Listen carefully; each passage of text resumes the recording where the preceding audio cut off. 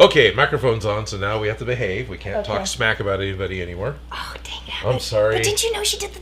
I knew that, and then there was the... and, you know, yes, yeah.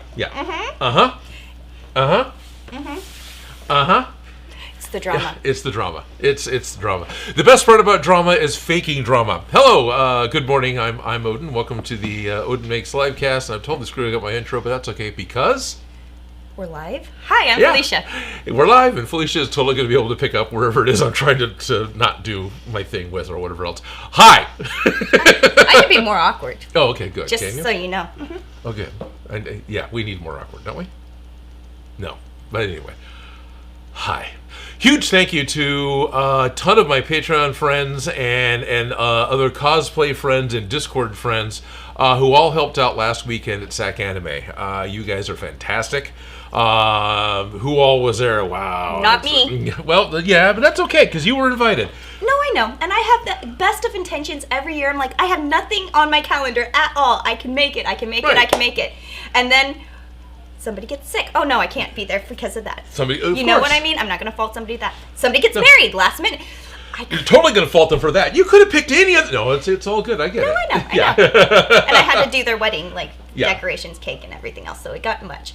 But it looked like you guys had a great time. I was eavesdropping on the chat, the group chat. I'm glad.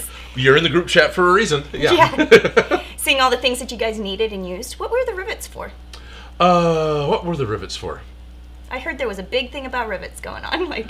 Well, I forgot to bring my box of rivets, right? Because I put together anyway a little organizer case full of leather rivets.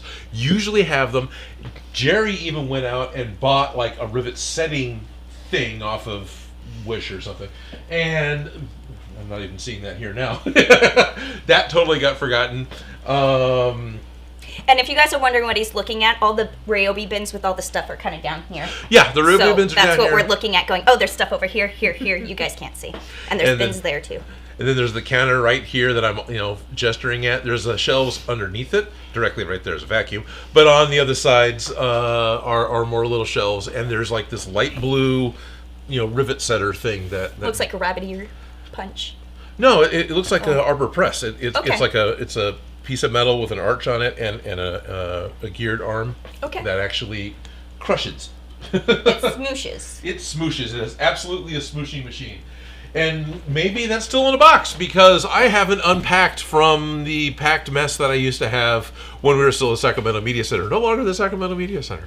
So, they changed their name? Oh, I am no longer the Sacramento Media Center. I thought you said they're no longer the... And I was like, oh. No, they are. They are still the Sacramento Media Center, and I'm still on their calendar. They've still got lots of business going through, which I'm really glad to hear about. That's really cool. They've had California Chamber of Commerce and Moonracer and a bunch of other people for the last couple of weeks. And the Rosa Morton audio studio with Ashley is constantly busy. So I'm really grateful for all those guys that they've got solid business still coming in because honestly that is a necessary space. That's how I ended up back in contact with you through working there. And I ended up in contact with a lot of other people, and there was a point in time where I started out in Zot's garage, but certain life events happened. If I hadn't transitioned to Sacramento Media Center, my channel probably wouldn't be here. So lots of we have history. It's a small town. Oh gosh, is this a small little town? It's a small little world. It's a small little community. I actually really enjoy this community. Yeah. As crazy as it is, the characters are great. Yeah. Yes. There are definitely characters, and I love them. And it's funny running into people on set because you'll be on a brand new set, nobody knows anybody, and you're like, oh, I know you. Yeah, I know you. I know you. I know you. Who do I know you from? Oh, from that. Yes. It's my favorite part where they're like, have you met? I'm like, yes. So I don't remember what we need the rivets for because that was Friday night. It was probably a leather project. But the people were great. Sac Anime was great. The crew was great. It's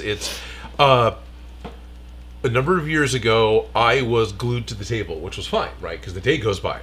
I thought you had an incident where you glued yourself to the table. No, I get it. No. Metaphorically speaking, hear that story. Metaphorically speaking, my butt was stuck in the seat, and I couldn't move from the table because it was just me and a couple of other people helping the entire time. And if you left, nobody had the experience to be able to help, because when I was going there, Yeah. I would get glued to the table. Not Right. glued to the table, but glued to the table, because people need help. There were lines going round.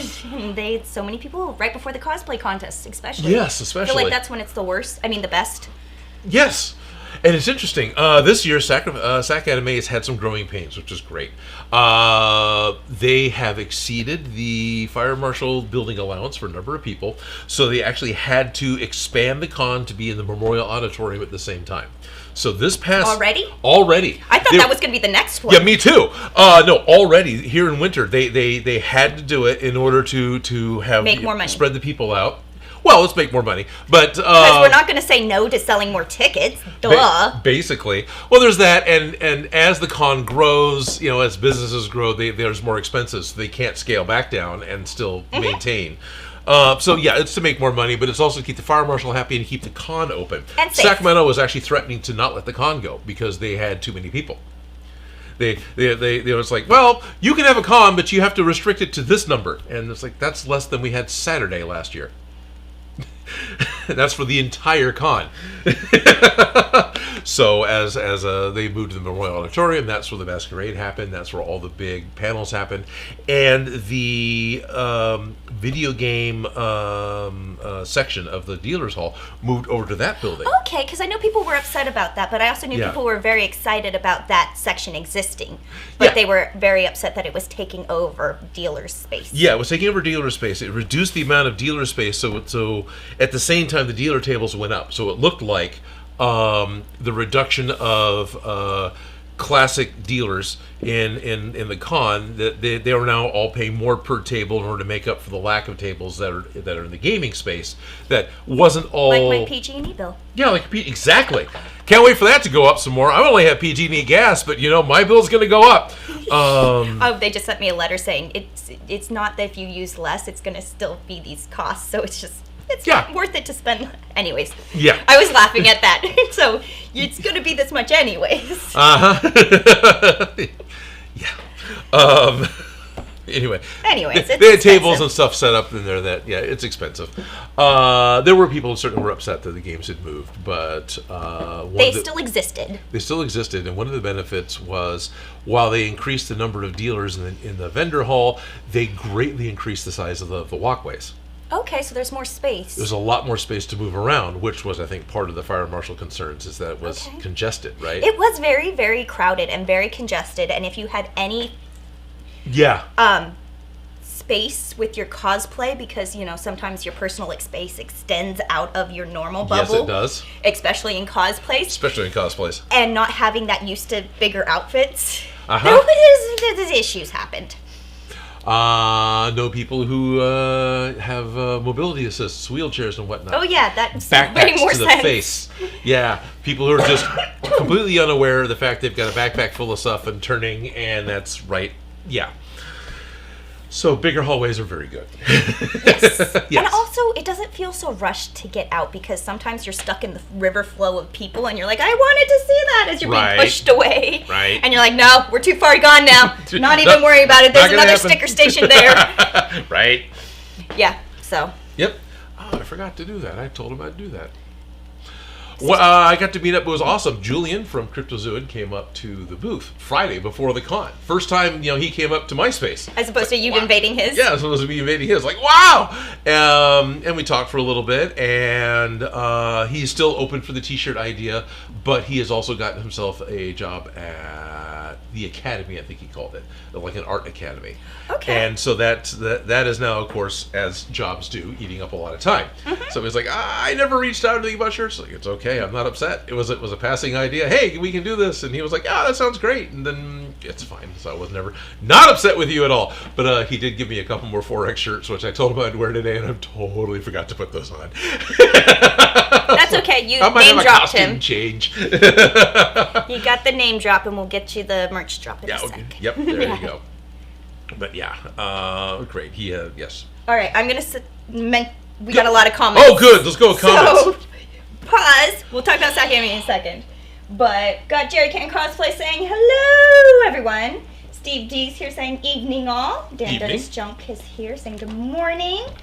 Thank you, Dan, for all of your help. Steve D's noticing the different lighting today. I noticed it too. Okay. I didn't know if you could tell on camera. I just was like, wow, it's way brighter in here. Is it way brighter in here? Okay. I think it's when I walk in that light was on, so it just felt brighter. Well, I've got 2 shop lights, and yeah, I turned the one off, which helps reduce the light. Did you get pin lights up now? I've got a couple. Or those were up last time? Yeah, I keep mentioning to Amy this one at the eyeball, and I keep forgetting to do that. Yeah. Marvel guy, I have a whole blanket of snow in my area, probably 4 inches, and barely able to get around. Ooh, that sucks. I'm sorry for you. No, some people like snow. Right. I'm not one of those people. Steve D says we just got a lot of floods around here. Honestly, I'm very grateful. Our weather has been lovely. Yes. It's been fairly windy, but not too bad. I spent all last week, well, I spent 3 days last week in Southern California. In the fires. I flew in on Tuesday when the 80 to 100 mile an hour wind gusts first picked up flying into Burbank. Was that fun? Whee! Yes, it was. It was it's exactly what it was. It was supposed to be an hour and 10-minute flight, and because of the expected turbulence for the entire trip, none of the there's the people that serve you drinks and whatnot, right? The flight attendants, right? They had to remain seated the entire time for their safety.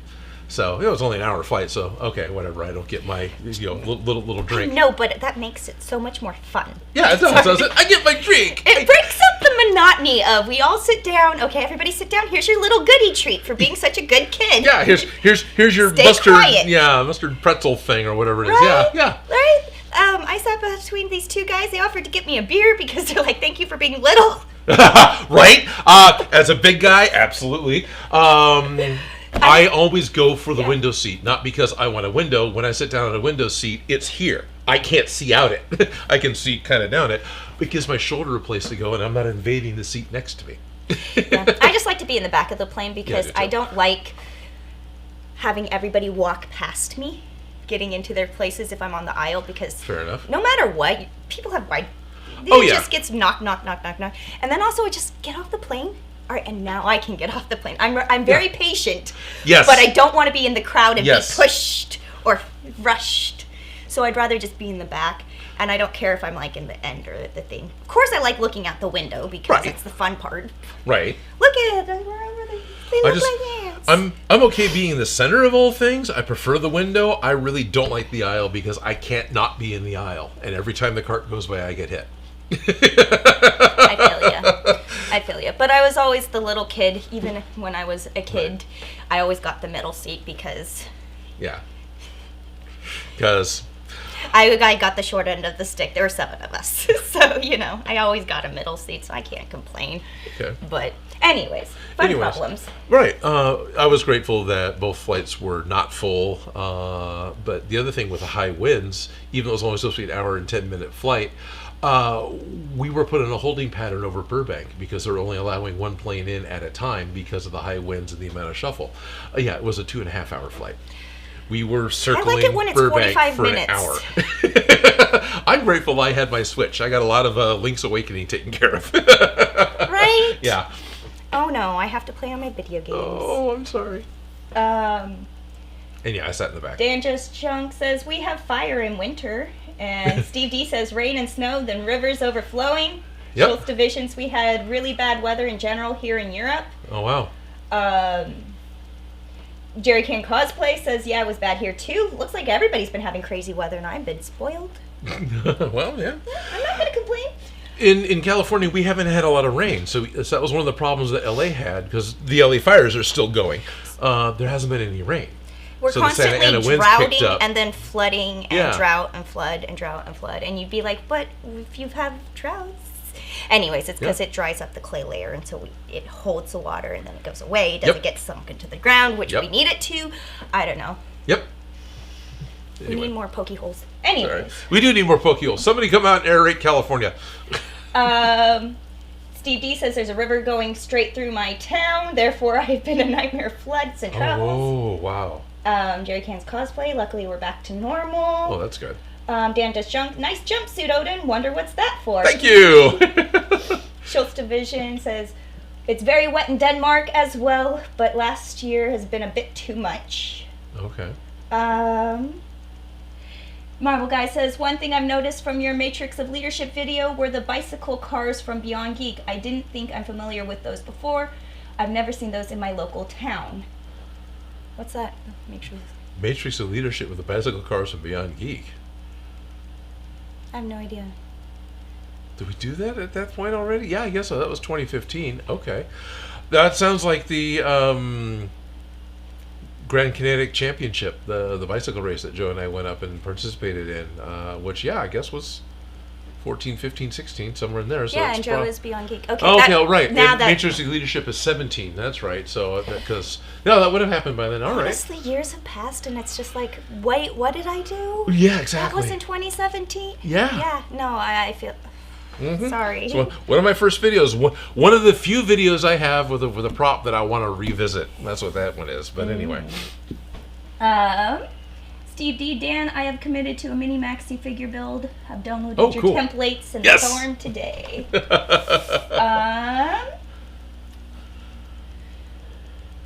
Dan Does Junk. I've been binge reading Jerry's book, System Glitch, and I'm enjoying it a lot. And yeah, this is Jerry. He was Captain Splody, now he's Jerry Rig Apparently Props. We're celebrating somebody's friend's divorce in February and going to Amsterdam to celebrate. Oh. I don't know, that sounds like a party. Cool, I'll go to Amsterdam. Oh, no, I can't fly out there right now. I'd love to go. Right? Yeah. Everybody to Amsterdam. Yeah. So I think we're pretty caught up on comments. The weather's crazy around the world. The weather's crazy around the world. And I think I missed one comment. Oh, Dan Does Junk says it was easier to walk with my 5.5 foot wide suit this time. Because he's fitting through the... Yes. Dan Does Junk has the big giant... it's the Death Scythe Gundam. Death Scythe Gundam. Which has like... It's not a transformer. It's totally a transformer. It transforms Dan into a Gundam. But he has shoulder pads on his shoulder pads with his shoulder pads and thrusters. So yeah, his suit's like 5.5 feet wide. This wide. Yeah, it's like that wide. It's because huge. your wingspan is your height. Yep. So, anyways. One of the fun things that happened this time at Sac Anime, and I posted a couple pictures and a little video to the Discord. Joker's Wild Cosplay. Good friend. I've known him for a long time. I follow him on Instagram. There you go. He and Gwennifer both came up to be Cosplay Repair again, and those are a couple that stay in the booth the whole time. Yeah, they don't leave. No, they'll wander off briefly to go check something out, then they come back and just stay in the booth. It's amazing. Thank you guys. Anyway, he's working on a Hydro Stomper. Sorry. No, but there's a thing flying around, and I just... Oh, okay. It went past, and then I couldn't stop looking at it. Fair enough. He's working on a Hydro Stomper, the mech suit from the What If episode from Marvel, right? So not an Iron Man suit, but the Captain America Iron suit, whatever. Anyway. Very unique. So he wanted to know what it was like to wear a big cosplay. He's got his boots and legs done, right? He's working on those and working his way up. But, so he put on Mechagodzilla. And so I've had a second person wear Mechagodzilla at a con, and he loved it. I bet. Honestly, I'm all for sharing costumes, but I worked at a costume shop, so I was constantly, I've seen this person in this outfit, but I put this outfit on a million people, but it always looks different, or they have different characters or personalities. When I saw the Mechagodzilla wiggling his hips, I was like, that's not Odin. Yep. I was like, Odin hasn't done that, no. Like, he doesn't dance in his Mecha costume. I was laughing. Usually I just kind of stand there. Right? Like when Joe wears his Mecha costume, he does cool poses, and I'm over here going... Right. Well, Joe's going to pose like you pose Gunpla, right? And there are, some of the hardcore Gunpla guys, knows what the poses are and how important it is to keep the knees straight and the elbows straight, or the shoulder pads straight. You don't want things to droop and look sad. And I'm over here going, Odin, let's put on some music and just like... Yeah, exactly. And he gets in it. I want to like hand him Soul Edge and a bunch of other stuff that's not in Gunpla. He's like, no, we don't mix things like that. It's like, all right, whatever. I know, I'm just a dork, but I love playing dress up. Yeah. It's my passion, apparently. It is a lot of fun. Right. Absolutely is. So yeah, Dave was great. He got to wear Mechagodzilla, and it just happened to work out that as he starts putting it on, R2 and the D Squad. So Steve Mead, that one's a sensor light, so it got bored. There's a light I set up in the garage because the light switch is not convenient from the door. So as soon as you open the door, the light just comes on. After half an hour or so of no motion, it turns off. We are outside of its range of... Sorry for getting you distracted off topic, but when you were getting dressed in the mecha costume, or when Joker's Wild Cosplay... I'm so easy to get distracted. Me too. I'm the worst distractor. Anyways. I hope you guys enjoyed this rando We actually get stuff done when we work together, believe it or not. Yeah, when we shut up and just work. No, we get stuff done even when we're talking. He came over excited. Are you guys going to do the droid walk? Right, I love the droid walk. It's fun. It's like the little mini parade. Yeah, it's a little parade of all the... Because the Sacramento Droid Builders Astromex Club was there, so there was a bunch of extra droids and mouse droids and R2 units, and a whole bunch of Star Wars cosplayers. 501st wasn't there, so I believe cosplayer is an appropriate term. Do they not call themselves cosplayers? It depends on if they're part of the Rebel Legion or if they're part of the 501st or they're part of the Mandalorian Mercs. They all have their own name and club, so I don't think they classify themselves as cosplayers. They're always giving their club name. Okay. Interesting. I'm not part because of any I know of a those lot clubs, of people so. get upset if you call things costumes. But that's what cosplay is. I know. But also in theater and dance and stuff like that, some people are like, this isn't a costume, it's a costume. Anyways, and it's like, no, that's just costume in Spanish. But anyways, I know people get sensitive about their dress up things. So it's like, I would like to appreciate the culture sometimes, if that makes sense, and not go out of my way to be offensive. Fair enough. So it's like, oh, okay. Because honestly, I don't consider myself a cosplayer. Yeah, I don't really either. I build stuff. I don't think of myself as a cosplayer. I wear costumes. I've done this my entire life. Exactly. You know what I mean? I did it professionally. But also, it just doesn't register when they talk about cosplayers. Oh, yeah, that could be me. If that makes sense. Yeah. Going through my pictures, I'm helping make costumes that I wanted to wear from Star Wars, when I was 7. I made my Princess Leia costume, and since I've done that one, I have not met the droids since, because I wanted to go take pictures and say hi. I love these guys. They're great people. I'm like, look I'm in outfit today. Yeah. No, but since I made my outfit, I've just not been able to make it. And this last con, Steve has said that his R2 has been retired. So I don't even get to say hi.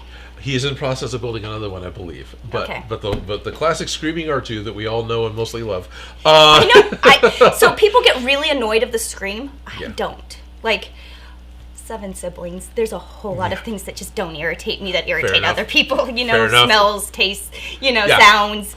I can completely drown out the scream and just laugh when I notice it. Right. Where other people are like, oh my gosh, it's gone off 7 times and I'm going to croak that. And I laugh. Because I'm like, wait, what is going on? Yeah, I'm somewhere in the middle. There's days where I don't notice it, and there's days where it's like, oh, there's that again. But usually that's all it ever is for me. It's like, oh, there's that again. But yeah, anyway, there was a naked R2 unit that you could see in the videos that we shared on Discord, and a couple of friends posted to Instagram. I call it a naked R2 unit because it's a build in progress. He's got a full shell and a dome, but has no panels, has no color, hasn't had the stickers. There's no. Yeah, when you're a grown-up, they're called decals. Fair enough. But doesn't even have the panels put on top of the stickers. It's like a house without walls. Okay. It was just, it was a bunch of struts. Makes sense. It was loud. That thing had an insane music thing in it. So we're doing the droid. Not encased yet.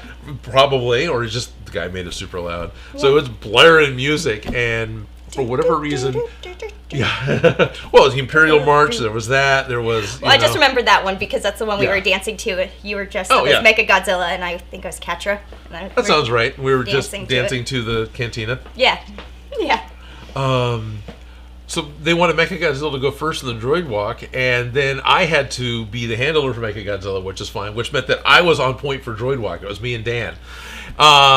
So this droid, which is like 3rd or 4th in line behind Dave, is blaring music. People turn and look because here comes this blaring music. And literally my friends at Sugar Star... was it Sugar Star Plays? I can't remember the last name. Anyway, it's Miranda and Skyline. That's what I was going to ask you, if it was them. And did they like their spot in their booth? Where their booth was this time, because I know they always try and get Yeah, I think they did. They didn't complain about it. They were in the corner booth, and they didn't have any complaints. Yeah. And they were pretty central. But they heard the music, and then I went by on the aisle just next to them. And it was like, that's not a lot of fanfare for Odin. Okay, there's Mechagods. Oh, there's the droids. All right, But the first thing they saw was me, and I'm wearing my Odin Makes t-shirt that day too. So Odin Makes cosplay. Was we come down? So that was once we were on the floor. We came down the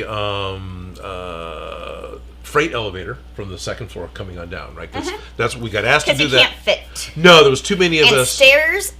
Yeah, no. Not in that suit. So the tail gets cut. That opens up, and we come out, and people see that, here's the droids, Mechagods, and everything else, and they start making space. Well, that causes chain reaction. It was like the parting of the Red Sea all the way to the far side of the con. Right? My instructions were to go into the con and then turn left and start walking through the con, but it's like, the aisle's opening up. We're going down the aisle.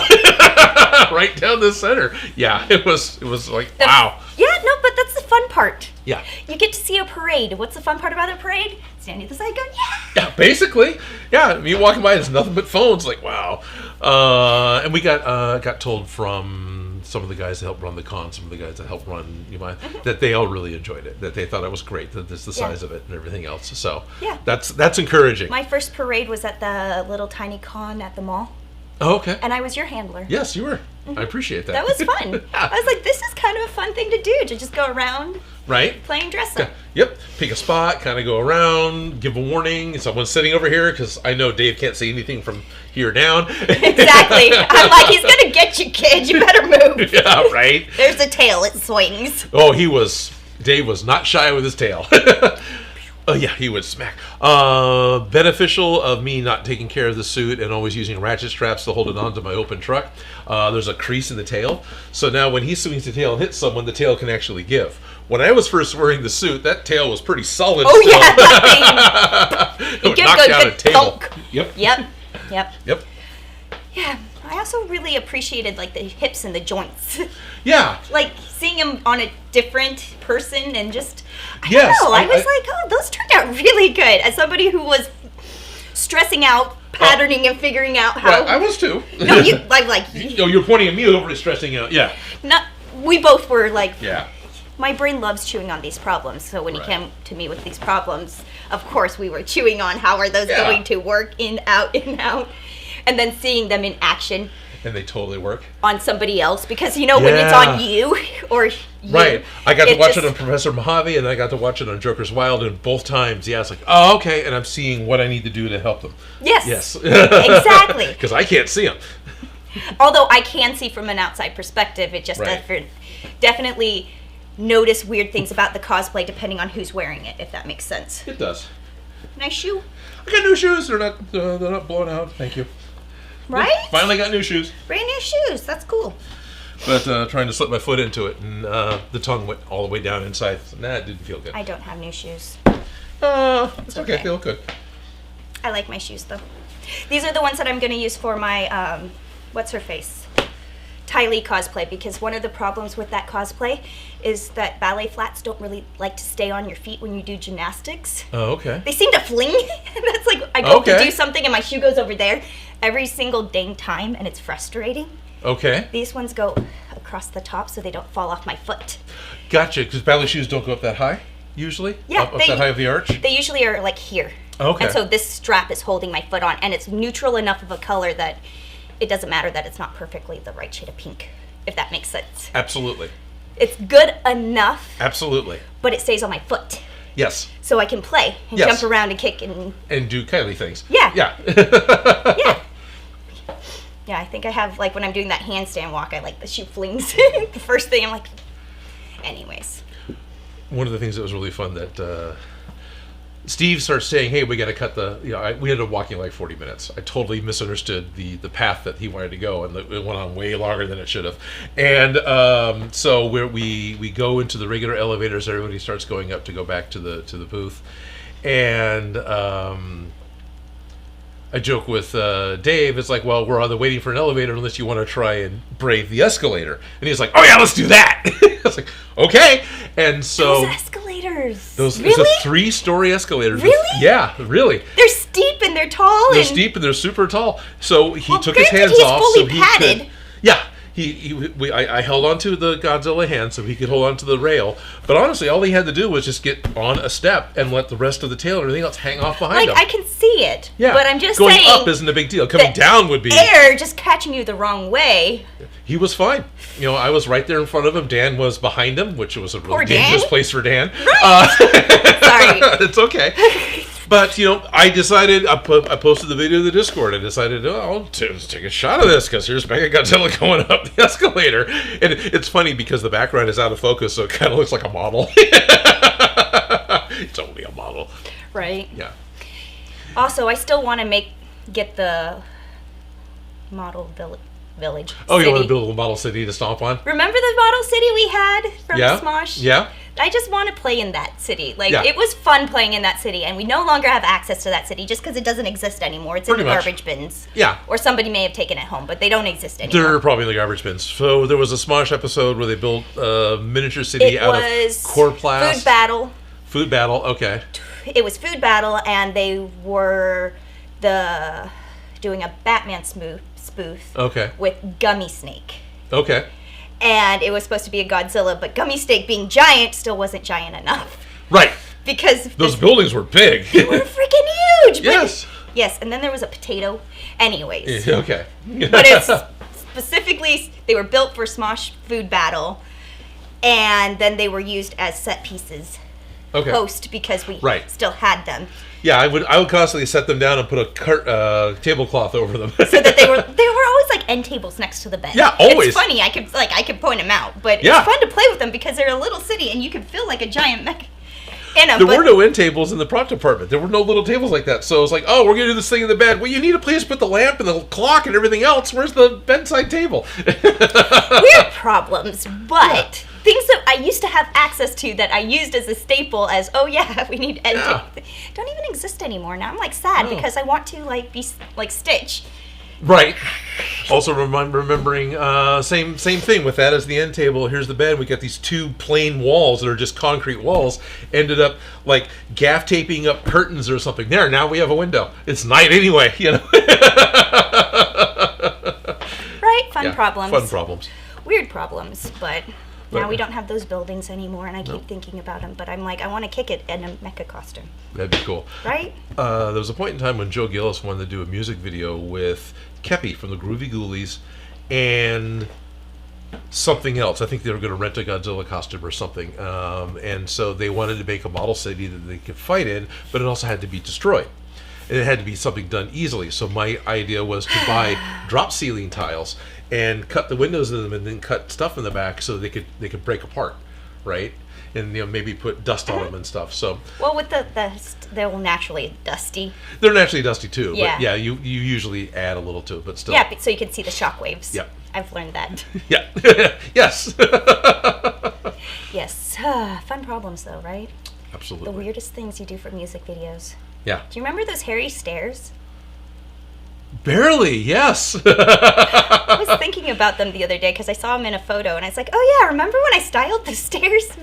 They were blue wigs, and they needed the whole stairs to be hairy, and we put it next to a mirror so it looked like it was bigger. Okay. And there was more, because we had barely enough wigs, so we had to get the camera up and make sure that... Right. They were wigs, so they weren't fuzzy, like... They were stuffy. hairy, though. They were hairy. Yeah, that's right. The hairy stairs. Weird problems. I need hairy stairs. I need a model built.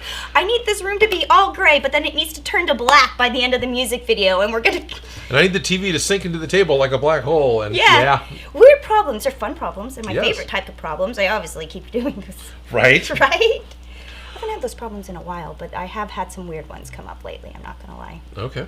Like that LED cartoon character. Right, the LED cartoon character coming up, exactly. Sorry, you guys don't know. I shouldn't talk about things you guys don't know in front of you.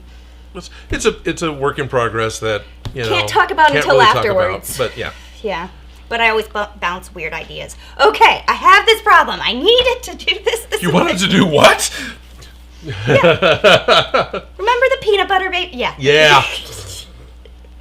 Fun problems. So our favorite Smosh fanatic, of course, comes by. Now that he knows that I'm always at Sac Anime, he always comes by the booth every single day. Is that the guy who's like... Yeah, constantly asking me specific questions and pulling up old videos showing, hey, look, you're in this video. Yeah, I kind of remember that. Yeah. he came by multiple times. I just kind of keep thinking, yeah, I got to remember to not point Felicia out to him. Right? How many videos have you been in?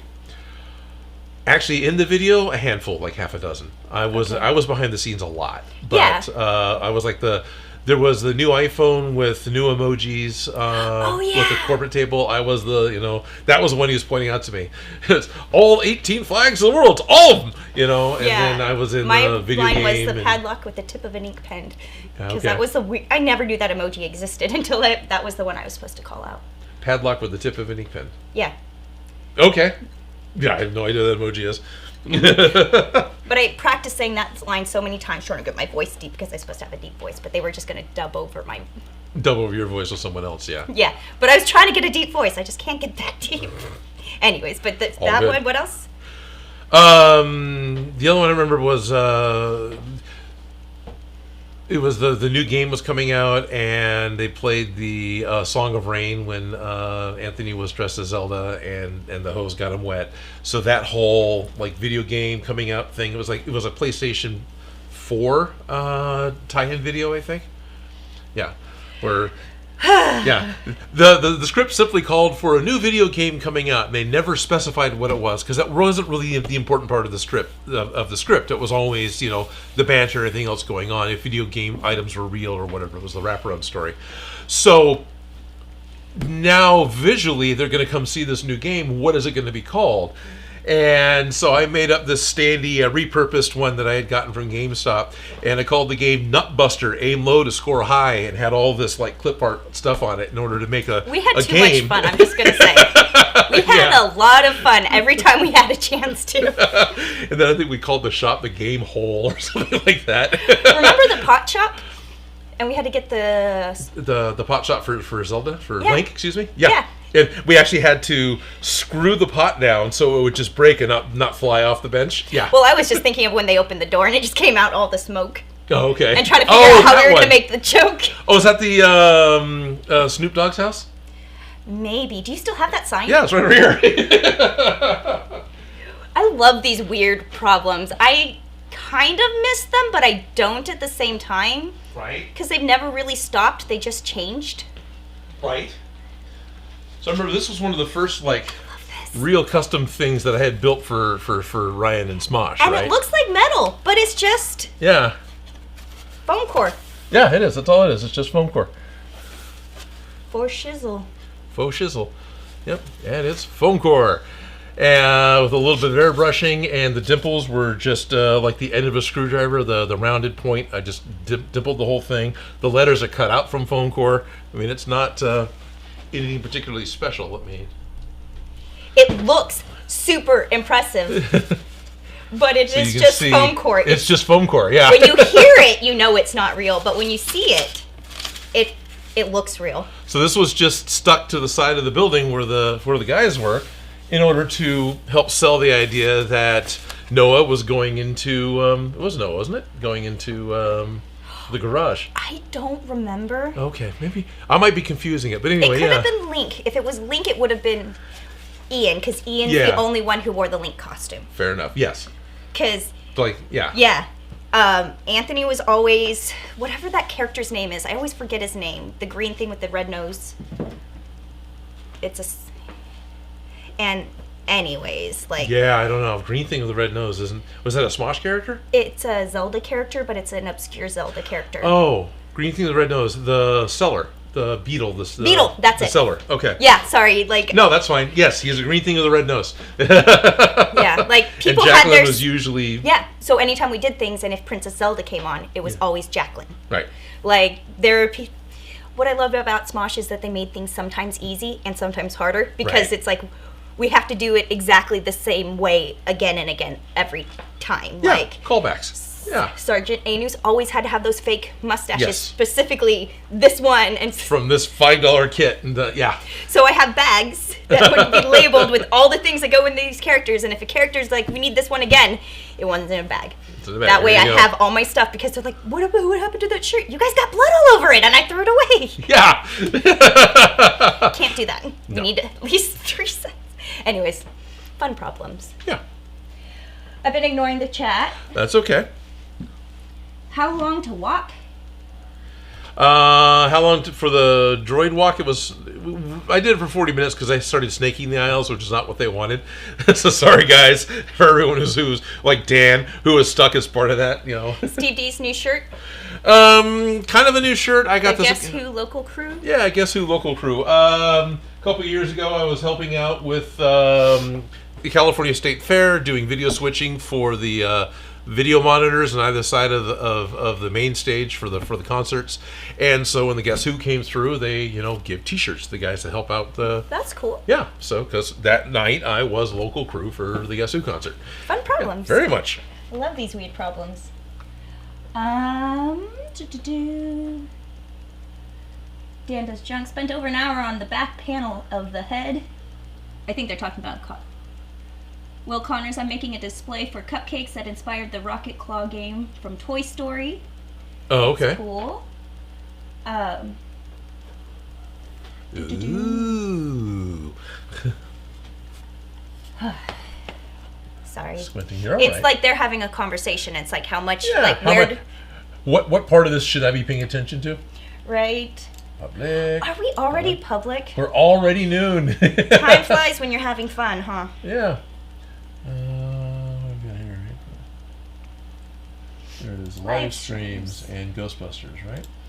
By the way, I'm nearsighted. I can barely read that. Okay, so are we going to be working on our packs today? We really should, but I am not prepared at all. So we need to finish laser cutting out the we need to Sintra, or did we use... We're going to finish laser cutting out plywood, I think. Plywood. I was like, because I remember we've said Sintra, and I know we said plywood, but I couldn't think of the word plywood. Sintra's PVC, and from what I've read, you really shouldn't laser PVC, not just because it creates chlorine gas. Toxic fumes. It's bad for the optics. Okay. Yeah. Good to know. I had no idea. That, if I remember correctly, feel free anybody to correct me on that. But yeah. I've seen, I really appreciate that the Ghostbusters, every time I go up to their Oh booth, God, yeah. They let me poke at their packs going, oh, wow, is that foam? Is that wood? And it all looks the same, but it's all different materials, and I'm always knocking on it going, what is that? What is this? Which is, of course, why I was wearing the jumpsuit. Told you I found my old jumpsuit. So this is my jumpsuit that I bought in the 90s. And it's come pre-distressed. You know how expensive it is to de-stress an outfit? Right. And it is, and at this point, because I use it as a crawl suit to go under houses to install DirecTV, yeah, this is pre-distressed. I remember, when I bought it 20 years ago, it was a little tricky to get into. I'm a little bigger now, so I wasn't quite able to get it pulled up over my shoulders. I'm peeking in your pockets. Anything interesting? Fine. I don't think so. Go ahead, peek in the pockets. But then I always do this when I go through costumes, when they get returned. Well, often I find cool little treats or leftover things from people's parties, and I go, ooh. So then I have the other jumpsuit that we bought just a couple years ago. That one is still fairly accurate for the Ghostbusters one. This one is just kind of an coveralls that we got for Barf. For Barf. That would also work for Ghostbusters. So I've got two sets of tan or khaki coveralls. Plus I got a pair of orange ones around here somewhere because we did a really cheesy X-Wing pilot once. And I honestly don't mind stealing a too big set for me and kind of rolling it up like Phoebe. Because it's... Well, we know that one doesn't fit me. So it technically works. I could be Phoebe and just have the oversized suit and then just kind of roll it up the way she did it. You want to wear a 3X suit. Honestly, fashion challenge, I never turn away from a fashion challenge. Fair enough. This last weekend where I went to the wedding, the bride has I have a dress for you. And I agreed to wear it sight unseen. Oh. Fashion challenge accepted. Right. You know what? Boy, was that a dress, I'm just going to say. I loved it and it fit too perfectly. But the thing is that's one of those dresses that you can't move in. Oh, okay. Because otherwise... The slit goes way up. It's a cowl that goes forward. Oh, okay. It's one of those dresses that if you move, all of a sudden it's just oh! Ah, okay. Yeah, I think I saw one of those dresses at the Emmys a couple of years ago. Yeah. Yeah. But the thing is oh no, I look too dang... Right. I look too good in this outfit, I'm just going to say, for being amongst relatives. But I do, as a costumer... I do have a few tricks up my sleeves. Okay, yeah. I just use masking tape to tape the top down so I can lean forward without the cowl moving at all. There you go. Nobody noticed. I also had a layer. This 3X is bigger. A layer of shorts underneath. Okay. That I pinned the slit to the shorts. Oh, nice. To keep it where it belonged. I used to do that with my ties. Yeah. I would safety pin. That's what tie tacks are for, technically. Technically, you're right. But I would safety pin the small tongue, go through the label, and then I safety pin that to my dress shirt, so it just stayed where it was supposed to be. And you didn't lean forward and it go in your soup, kind of thing. Right, or lean forward and yeah, different places I had to wear ties. Yeah. So I have a few tricks up my sleeve. So I was like, fashion challenge accepted. You know what I mean? But I always love a random fashion prop challenge because I'm like, oh yeah, I can make it at work. I've done worse. Should go up. But all right. It's okay, you're live. So I'm live. Just gonna watch. Hey everyone! Yeah, hey, look, Odin's fat. But yeah, no, it's. I think this one's gonna work. Yeah, this one will work. The other one, this one not as much. No, I'll have to lose a lot of weight from wear that one again. But I can wear this one. But they're both 3X. Totally different manufacturers. Yes, and there's no standardized sizes. Right. It's called vanity sizing for a reason. Fair enough. Yeah, I could be Phoebe. Yeah. Just roll everything up. Yeah. And it's pre-distressed. Pre-distressed. Now, I'll be totally honest with you, and I know this doesn't really bother you a whole lot. I'm sure it's been decades since that's been washed. Spew. Actually, it doesn't smell. It just smells like the attic. Yeah, that's where it's been. Right. I was just planning on borrowing the one from Broadway Costumes, but that means I have to give it back. Right. So, who are you gonna call? There you go. Okay, we got more people in here. Oh, good. Ralph It is. Mork saying, "Oi!" Oi! Hello, Ralph Mork. Yes, we did go over to becoming public. Hello, everyone who's tuned in to the notification that we're doing a public live stream. Hello, my name is Odin. Hi, I'm Felicia. And welcome to the Odin Makes live stream, where we are reminiscing about Smosh and Sac Anime, like always. And yeah, we have things we need to do with Proton Packs. Yeah, not prepared because we have to get the lasers set up and then the adjustments made. Oh, do we have the backpacks? Did those ever get found in the move? The frames. Oh yeah, I can go get them. They're on the other side of the. Oh, I thought you were going to say they're in the middle of that. And I'm like, no, they're on the other side. It literally says Proton Pack parts in the box. Okay, so those exist. Those exist. We have the Alice frames for that. How do we attach this to the Alice frame? Is my question. A lot of the guys just use all thread or a long carriage bolt. What's all thread? All thread is a metal rod that has thread all the way down it. Okay. And I believe all thread is a brand name like Kleenex, but I think threaded rod is just what you want to call it. You just use a giant threaded rod. Yeah. So they use pieces of threaded rod in order to make a standoff because there's an air gap, especially at the bottom, between the pack and the person. Is that what these holes are for, or are these different? Those holes were for lining up to the my pack. plan of attaching not into the pack. I think that was probably for the pack. I don't remember now. I just know that this has got an error. We need to close this. Yeah, because we see the hole right here. I think it's this side. Is that side? Okay, one of those two sides we see the hole.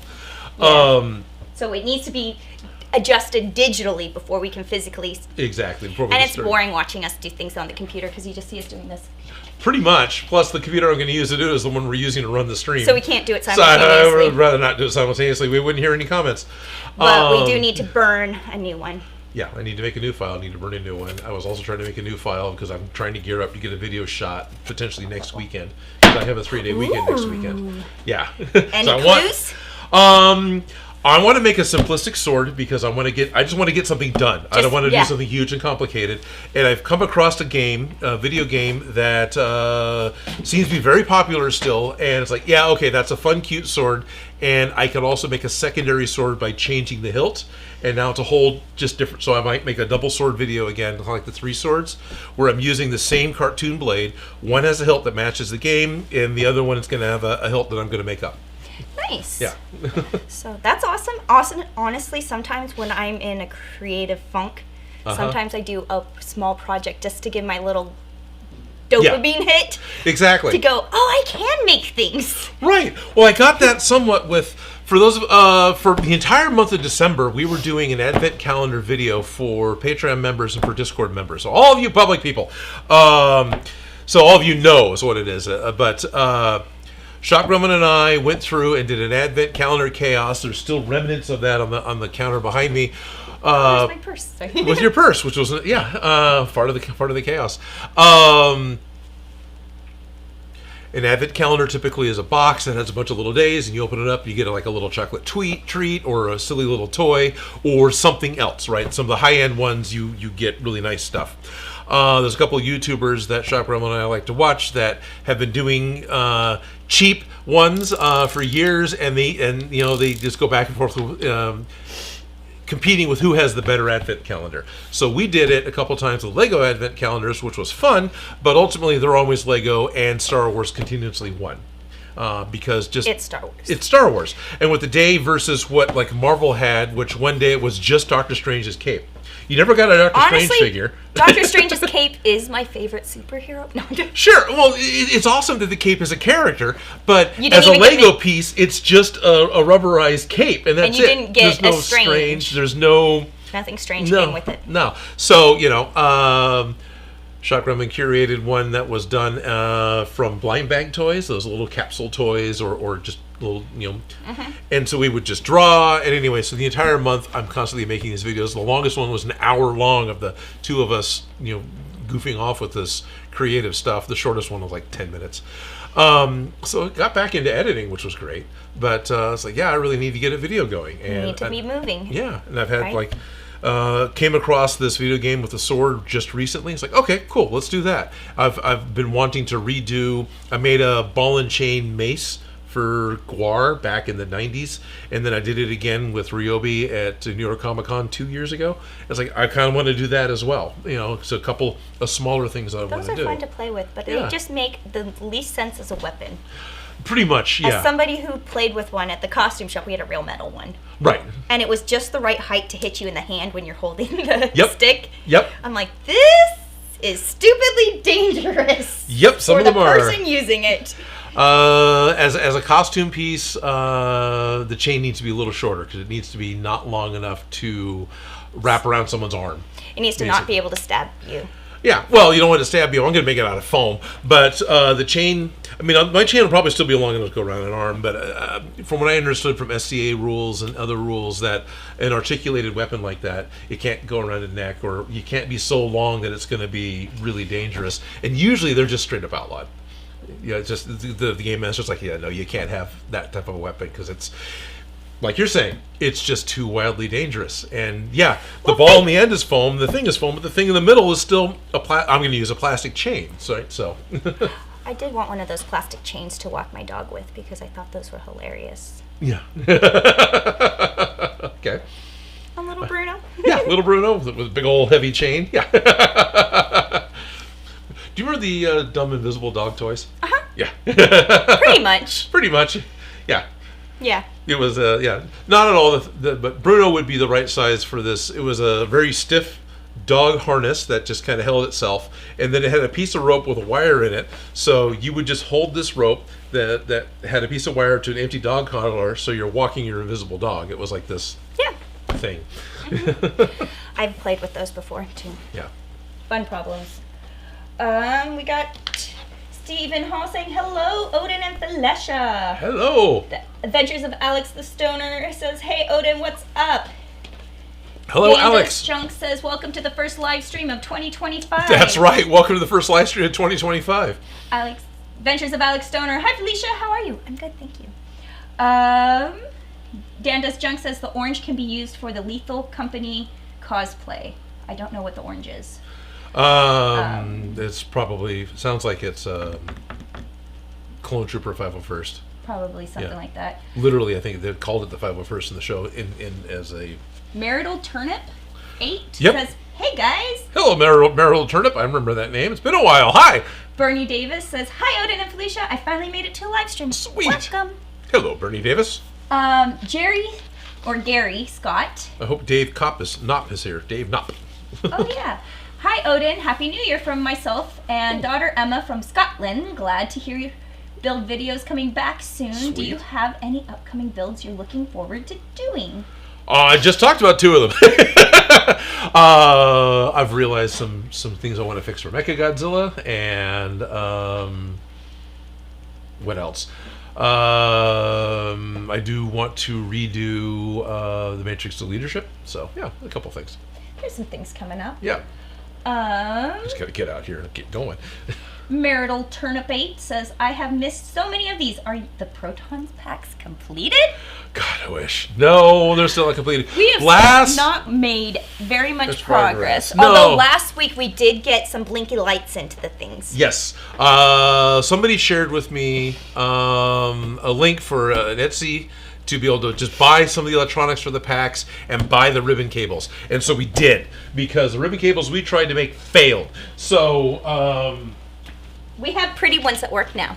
Yeah, we have pretty ones that work now. And it was cheaper for them already made than all the effort and work that we put in and materials to make the really crappy ones. So we got Look these. Look how beautiful they are. And they're perfect. Yeah. They're Ghostbusters 2, right? They're not Ghostbusters 1. Do we still have the crappy ones? Their own. Or did those go to the garbage where they deserve to be? I don't know if I don't think they made it to the garbage yet. They're probably in the one of those. Hopefully not the tall one of those boxes. But it's legit network cable, right? But they were $20 for the length of it, and it's perfectly defined length, to be able to wrap it. So we have what we need. And then bought some electronics that should still be stuck in here. And I actually found it. It's in the drawer with all my camera gear, not with the electronic gear. Can I have one of those 9 volts? Yes. Oh, look it. Thank you. This is the same one we were using last week. Then I should be able to... Okay. Some of it's falling out because it's been sitting for 2 weeks on its back and the tape's giving up. Because duct tape or gaff tape and foam don't always get along. Nope, they do not. All right, and is that the right... Oh yeah, it worked. Yay. Lit this up. I thought it was going to light these up. They fell. Oh, they fell. Okay. That's what fell. There they are. Look at it. It blinks. It has lights. Yes, it has lights. It blinks. Has a couple this is what we bells need. and whistles. That's what we were the most excited about and dragging our feet on the most. Right. But now we have ribbon cable that's done did. Yep. So we do have the ability to get going. Real random, long-winded story. Since the last live stream, we've done Sac Anime, which was a 5-day process for me. And then immediately I went to LA for a work trip, which was pretty much all last week. I have not prepared to do anything today. Yeah, and I did a wedding. So. Yeah, and you did a wedding. Couldn't even make it to Sac Anime. Has a standing invitation to always be there. Couldn't even make it. Yeah. Yes, but some people are that important. Yeah. Yeah. Absolutely. And it wasn't like I was just passively attending a wedding. I decorated it. Right. Yeah. I did the cake. I had the dress. Uh-huh. Did the flowers. Yeah. Yeah. I love Julina. Just saying. That's good. Yes. Very cool. Honestly, a wedding is like a music video. Yeah. I have to get it all set up and pretty, and then it needs to be teared down at the end of the day. Yes, it is. It's a great analogy for doing any kind of shoot, really. Where's full sets and everything else. Well, we had like the yards and yards of fabric because I was doing like this big drape for behind the altar. You know what I mean? Like right. Making and it they're pretty. like, "Oh my gosh, that's so much," and I'm like, this is nothing. Remember that room? We draped an entire room in pink satin. Yeah, Studio A. With the whole like stairwell that came down, draped in satin, and then a 15-foot. Anyways, I'm just like, this is easy. This is not the big problem. It's just the fact that it's a lot. You know what I mean? Right. It's a lot. Yeah. But it's in my repertoire of stuff you've done and can do. Right? Yeah. Things that are easy for me are not necessarily easy for others. Right. And I've accepted that. Yeah. Because some things that are easy for others are ridiculously hard for me. Yep. And I can't. And yes, even for me. Right? Absolutely. Yeah. Strengths and weaknesses. But yes, life has been crazy. Sac Anime happened and I didn't even get to go. Right, I'm sorry. It's okay. I had wristbands set up. They're still in the other room if you need a souvenir. I genuinely appreciate that because I really, really, really wanted to go. And then I couldn't move. And I was seeing the posts and I was seeing the work that you were doing for the wedding. It's like, she knows she's invited and she knows that she can come. I am not going to pressure her. So that was a very conscious thought to not And the funny thing is I specifically okay. told you before that con, I'm like, there's nothing on my calendar. Right. But something has always come up. So I'm just going to hesitantly say, yes, I'm going, but I don't. And then something came up that I could not miss. So we have you down still for summer. Yes. You are on my list of attendees with a +1, or do you need a +2? I prefer a +2. Then you're on the list with a +2, and you are welcome to come for Sac Anime Summer. I love helping. I genuinely love helping. Yes. I love these weird problems. They're totally up my alley. Right? We love these weird problems. Yes. That's why we keep talking about Smosh, because those were the weird problems started. It was... Not where they started, but that's where we started. It was so good to... Smosh was fun because those weird problems every other week. It was every other week. And yeah, it's how you going to do this, how you can do this for nothing, how are you going to do this quickly. And yeah, no, it was a lot of fun. It was costuming, and it's Con Crunch every week. It's great. Yeah, it's exactly what we do at cons. Yeah. It's what we were doing on set. This needs to be fixed now. We have gaff tape, we have sticky stuff, and we have... It needs to go survive a parade across the... the main stage, or the shot only sees from here to here, so anything below that we're not worrying about. Yep. We're on duct tapes and prayers here, people. Duct tape and prayers. And the amount of times the actors will look at the character and it's like, but I'm wearing tennis shoes. The camera's not going to see your feet, but I'm wearing tennis shoes. Do you want to see my heels?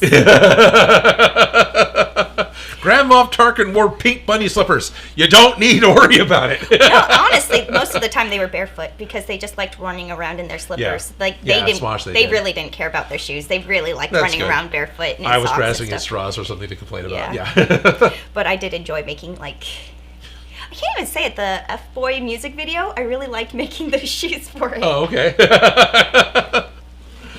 Because I couldn't have any branded shoes, but they needed to be like those really high-end sneakers that look really crazy. Right. And so I took a basic pair of sneakers from Amazon and then duct taped and made them really cool looking. Cool. One of my more favorite projects I worked on was that music video. I really liked the costumes in it. I don't know. Weird problems. I still enjoy them. That's why I'm like, Sac Anime, I'm totally down. Right. And we have that standing...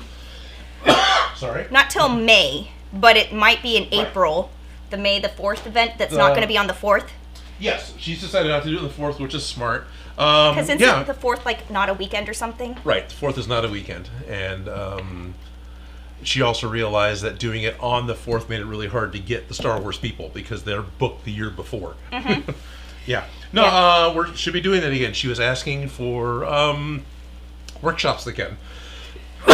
Sorry, I don't know what... Do you need a second? You can take a second. Might. I can say hi. What's nasal drip? Bernie Davis says the cyclotron. I cannot speak right now. Cyclotron Lights are screen accurate. Nice. They're yeah. Because 2 packs had counterclockwise lights. So, because we were asking about the orientation last week. Or last time, yeah. 3 weeks ago, I think. Yeah, last live stream. It was the 22nd. It's been a few weeks because of... Time flies when you're having fun. Right. You blink and, oh yeah, I got old. Where did time go? I don't know. Looking back at some of those old videos, it seemed like I did them yesterday, and I was like, oh, that was a few years ago? Right? That was like a decade ago? Uh-huh. Anyways, but yes, they're right. That makes me excited. Yes, this makes me very excited and happy. And they have 2 speeds. There's another button we can click that'll speed them up slightly. But I have 2 sets, so we can do both packs. We've got a lot of little greebles 3D printed. So yeah, we just need to paint and start putting things together. We need the backs. We need the backs. We need to attach them to the backs, but we're leaving the backs open so we can still mess with the electronics because we weren't putting the backs on it because we wanted to be able to access the electronics. Yes. So that's not necessarily stopping us now, but we have to get the backs cut out and attached, and then we have to get them attached to the pack. Right. And you were asking earlier how we're going to attach it. You said that threaded screws. Yeah, that's what a lot of guys use. I had bought some automotive bolts that pop. We got those, so they click on and they click off. So it's got like a little push button on it. So yeah. So yes. Okay. So we talked about attachments. So have that somewhere. So that's in one of those. There's 3 catering boxes here that have the project in it. So we should probably go find all the boxes and pull them so that we have all the equipment. Right. So we need to get it attached to the back. Yes. We need to get the lights in the other one because we only did them on this one. Yeah, and even then it's only duct taped in. It's not actually in. Yeah, but that's also one of those things. So we really need the back on anyways. Yeah, and and the lights are a little bigger than our cutout, but honestly, I don't think it matters. Just let it be what it is. Well, because part of me was like, oh, we need to cut it bigger because we're missing one, but it's like, it's fine. If somebody notices, thank you. Honestly, thank you for being that detail oriented and giving a crap. Because with Smosh, I was always saying, if somebody notices, I'll be excited in the comments. Yes. That's Luz on the left foot, not the right, or you know what I mean? Yeah. Continuity, you do your best, and if somebody notices, thank you for noticing my mistakes. It means you care. Yes. Yes, it means you care more than I do. Sometimes. But anyways, the packs, they need to get attached to the back. Right. And are we going to try and attach any other bells or whistles? Because I know people are very attached to having sound with the packs. I like that. We got the lights. Yeah, I don't think we have a soundboard yet, but I think we can add one easily enough. A lot of the packs, it looked like, how well can you hear me anyway? That's what I was wondering. I was trying to be quiet so I wasn't talking over you. Sorry, I'm the other side of the room.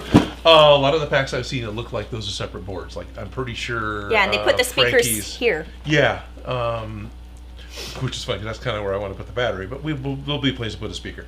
Yeah. So we'll just get a separate soundboard, basically. Okay, ultimately. So if we do, we end up the sound, and then Edie was saying that the rumble packs and those haven't happened, but that's part of the Neutrino One. Right. Speaking of which, we have to dye the P tube. That's one of the things we have to do. Yeah. There's a clear tube that we have to dye with azo, and we have the azo. We have the tube. We need to dye it, and then we also need to attach the Neutrino One to the pack itself. Correct. So. And a lot of that we need to exactly. Of course, I just pulled out something dusty. You can tell. Sorry. Lots of bits and pieces in here. I see this. One of the things we need to do, because we're building a foam pack, is to add in additional support behind the places where things go in order to help hold stuff on. Because the Neutrino One is going to have weight. Yes. And the cord's going to have weight, so I'm going to have something to support the weight, because otherwise the foam can deform the weight can deform the pack. It'll pull. And we have a good attached V. What do they call it? Yeah, we have the V hook that Ralph made us. Yeah. Yes, so we have a really good V hook. Thank you, Ralph. Yeah, but same thing. I need to make sure I get something behind it, so when because this is very soft and foamy. Right. And it'll get pulled, and the weight will be affected. Sorry. So no, you're right. Exactly that. So we need to put something on to help support the weight of all that. Even though the wand doesn't weigh that much, still it's foam.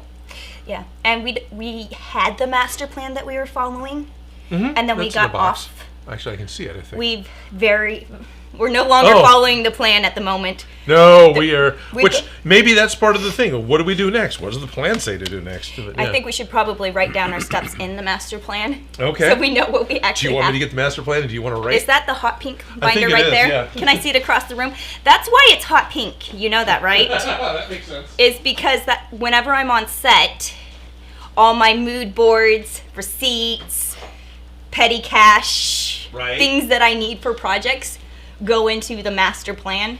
The master plan. The master plan. Then I happen to find sitting here with my close shave pickaxe, like the only Fortnite prop I've built for TikTok of all things. But anyway. Right. Oh, here's the azo for the tube. Right, because somebody sent us azo. And we have the blue gel, but I don't think we need it. I don't think we need it anymore. But it's still here in the blue Keep folder. It there. There's no receipts, so we don't need the receipts. But so many strips. What's the progress we're doing today? Planning. You know, sometimes. Yeah. that's really what you got to do. That's especially mean. And glue any random circular piece in the center of the cyclotron. Hold the belt over the cyclotron and trace slightly around it.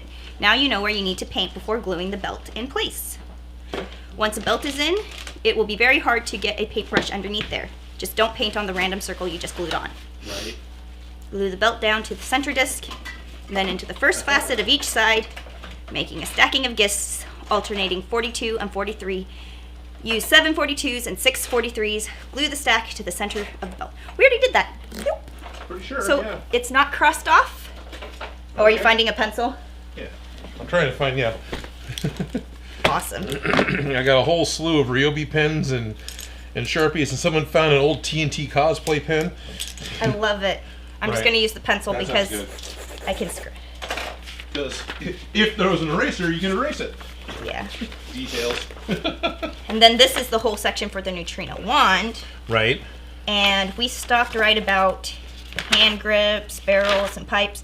Knobs and lights. Knobs and lights. Well, we got lights now. Yes. But in the wand. This is the wand. Oh, that's the wand. Okay. I have not bought an electronic kit for the wand yet. At this point, I'm happy to focus on the pack and get the pack done. Yes. Yeah. So the wand, it can go on the thing. Yeah. Okay, because it also needs the hose connectors.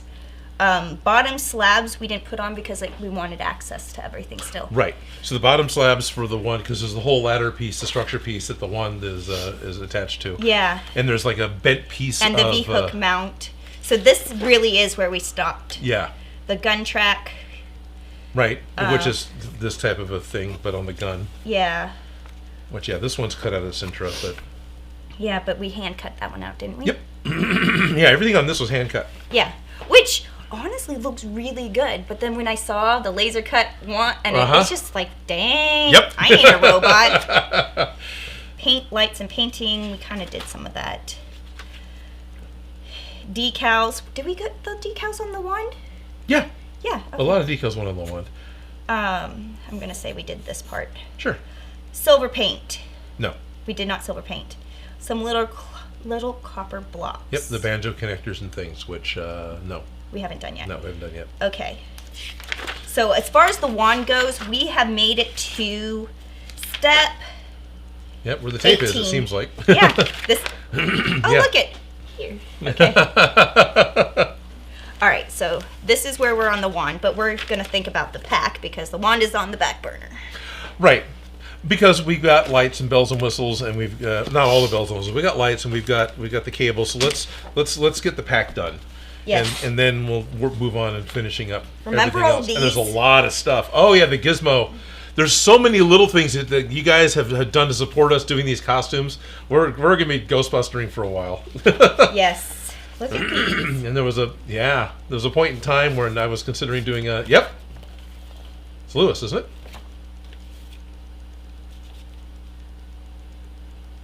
If it doesn't say there, then I was like, I can't quite read his handwriting. Right. Keep on busting. Yep. Yes. The most popular prop in sci-fi history. Yep. All of this in the master plan that we completely forgot about. Yes, Louis Cossey. Okay, good. Yes. Yes, we still. Yes, and I'm pretty sure Lewis is one that also sent all these other. This is the ghost trap. Yeah, there's a really good ghost trap and some really good With tutorials that all happen to be in Spanish. So I would need to watch with subtitles, but still, yeah, the guy nails it. And those are all the leather strips for all the little belt things. So we definitely this is going to be the next section. Yeah, the ghost trap. Right. Yeah, exactly. Now, Hasbro just came out with a 2-in-1 set, which was the Ghost Trap and something else. I'm not sure what the other thing was, but it came with a foot pedal and the Ghost Trap, and the Ghost Trap does all the things, right? I saw a Ghost Trap purse. Yes, there's a Ghost Trap purse, Loungefly, right? But it has the trolley that you deploy the trap with. It has a switch so you can take the actual trap off the trolley, and it does all this stuff. The Terror Dog Squad came by the booth and did a quick little mod to theirs at the Cosplay Repair booth on Saturday, I think. Okay. Because It was just a real simple thing they did. They put a piece of like egg crate material to help keep the LEDs separate on the readout for the trap, because the Hasbro one doesn't have it, so there's a lot of light bleed between the sections. And a couple of the little things that just made it more screen accurate. I think. Oh, the other thing was they had to switch wires. No, we're not doing that project. It can get thrown away. Yeah, it can get thrown away. Your garbage is not where it belongs as giantly as it belongs. Yes. Well, I just recently finally got done cleaning out the garbage can because it got used for actual garbage and leaky fluids got into it. So I, recently let the rain rinse it out, dumped out the rainwater. So I could have brought it in today, but I haven't. It's okay. Yet. I'm just teasing you. Yeah. I'm messing with you. That's fine. So that's the next section. We have the ghost trap section. But so that video's on the Terror Dog Squad Facebook page. Okay. Volume knob, did we get that taken care of? Yeah, this guy here. Yeah, so that one's done. I think we were talking about making this a volume knob for what we wanted to do. Yeah. No, clockwise cycle of lights, and we've got it counterclockwise. Yeah, but we did that.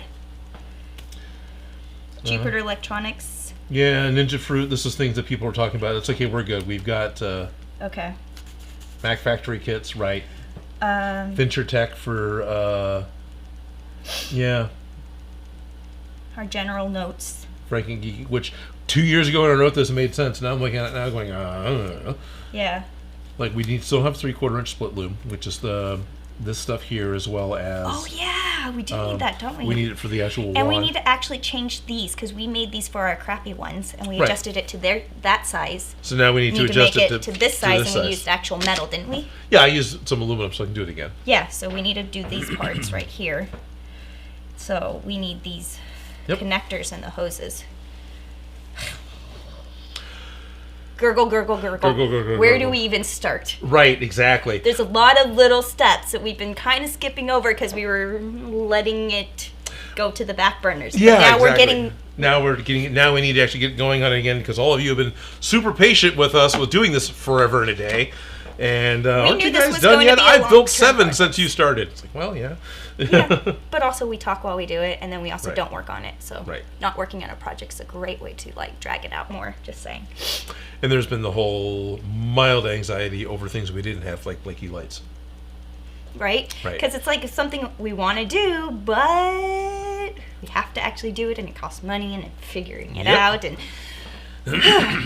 all the stuff that keeps you from making progress on projects. Now, I'm not upset that we spent the time we did trying to make cables. Yeah, because we now know that it's easier to just buy what you need. Yep. Because as much as we want to be crafty and creative, the tape isn't what we wanted it to be. We tried multiple different types of tapes. We had the ribbon, the things, and we laid it out flat. We used all our crafting knowledge, and it was just like, you know what? It was way more expensive to build this from scratch than it was to just buy what we needed. Yep. And now we know. Yep. And now you guys know too. And that was also because these are the $20 ones. When we first saw it, they were $50 for the cable too. So that was also part of it. We bide time. We bid time. Yep. Fast, cheap, and easy. Which two do you want? Yeah. It's either going to be fast and cheap. But it won't be easy. Yep. Well, it'll be fast and easy, but it won't be cheap. It won't be cheap. Cheap and easy, it's not going to be fast. Yeah. Ain't that the truth? Yes. So where do we even start? I have concern with getting some structure pieces put in for some of the stuff to be able to support so the pack doesn't deform too much. So we need to get the backs. Well, the back's done as well as other interior things. Interior support. Could we put a whole block of wood into this section just to probably. Make a whole block of wood But if you put a block of wood in this section's still suffering. Fair enough. We can block of wood both of those. And then it's being supported off of this piece, and it'll be attached to the motherboard. Yeah, this will be attached to a wooden piece here. Yeah, because what are we looking at? This hole. Where's the motherboard? And this hole. If we stuff them with a wood block to fit in there, because if we have a hook on here, it's going to pull, and the weight will deform it. Right, and it was just trying to make a motherboard that would still fit the pack and give us hole access. Did I put it on the right way or the wrong way? I got it on the right way. This okay. Is the but that's the error. Yeah, because I was doing this in a hurry the night before last time, when we were doing this, and that didn't work. And then this is a little too tight down here too. So we need to structural support. Right. So this will do a lot for giving the pack itself structural support, but the where the wand goes needs structural support. I would like to put a little piece of something on the inside of the foam where the cable's coming off, because I intend on actually screwing the aluminum pieces. Right here needs some support? On the inside, yeah. Okay, I'm making a list of structural support. We need the V-hook attachment here. Right. And then this is the cyclotron. Cyclotron for ribbon cable. Tron. Just because that screws in. Ribbon. They'll probably end up putting little pieces of wood in a lot of these cubbies for exactly that, because there's a lot of pieces and parts that get screwed onto it. And I don't know what they all are, but still. Okay, so the V-hook reinforcement, which was here. Which is here, yeah. We got the cyclotron. Because it's right-handed, yeah. Support right inside where we attach the hook, which is here. Yeah, which is in here. In here. Yeah, because it comes off this part of the cyclotron. So I want to put a little piece of wood in here that I can screw to. Basically. Then the back plate.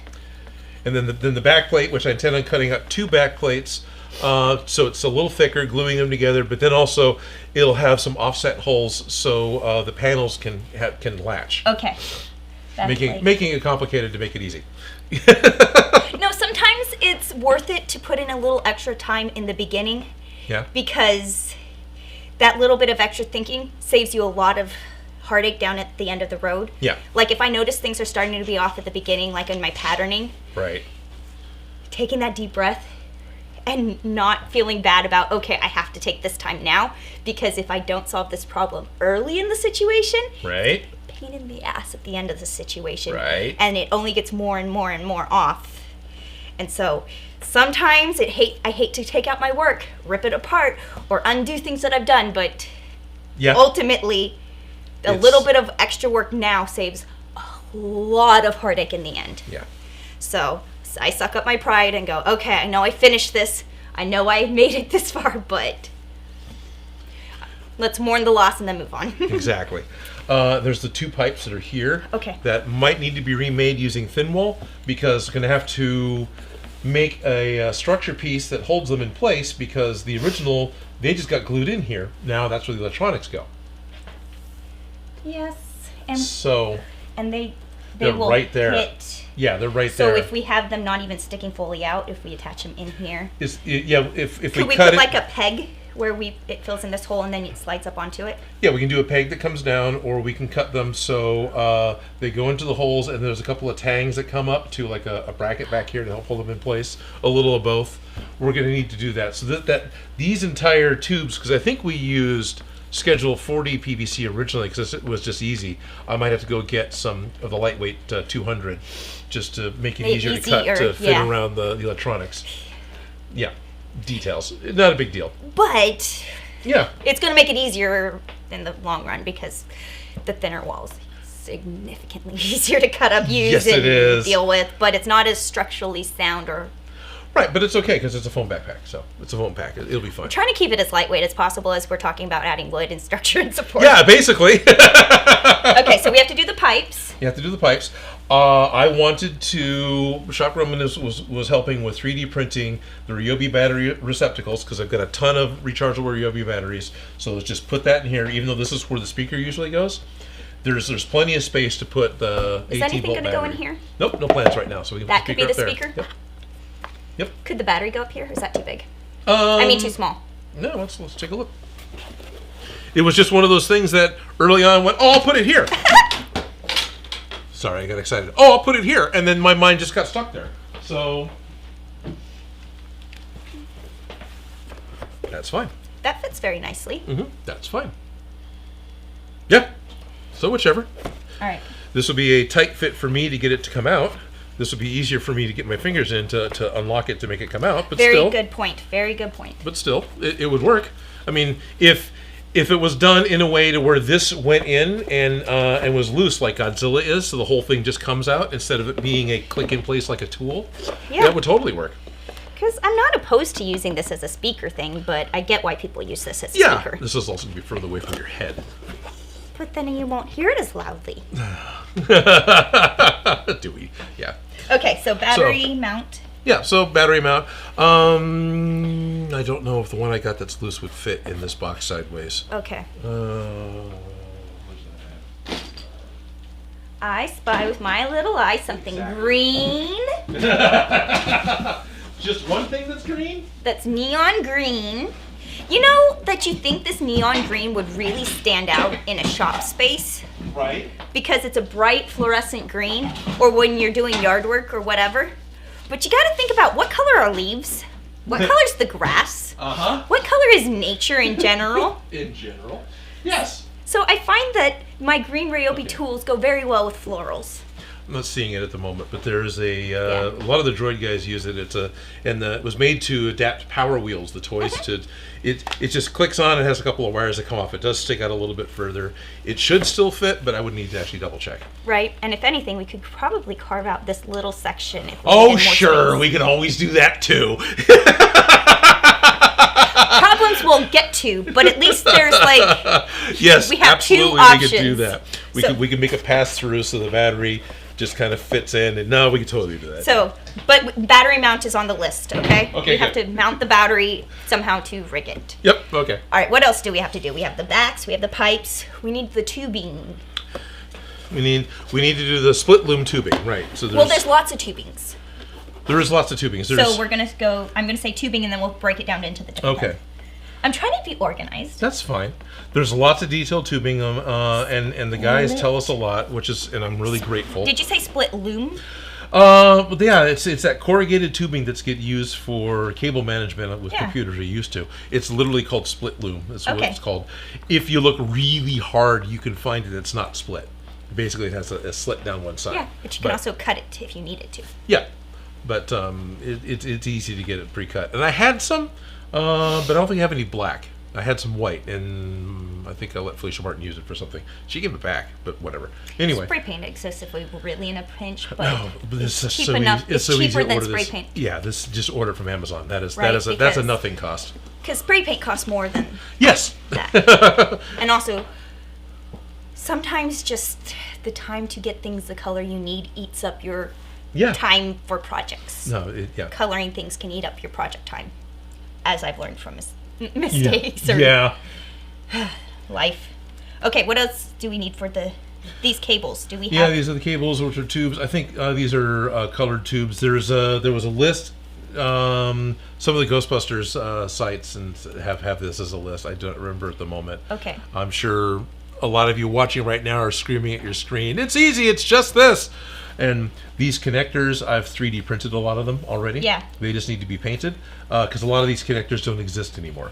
Because they were all metal originally, so a lot of these need to be painted brass or black. Yeah, but those are fun problems. So yeah, we're not worried enough. about having the real thing. This thing up here that holds the twisted wire cable, that still exists. That's a Home Depot piece. So or Ace.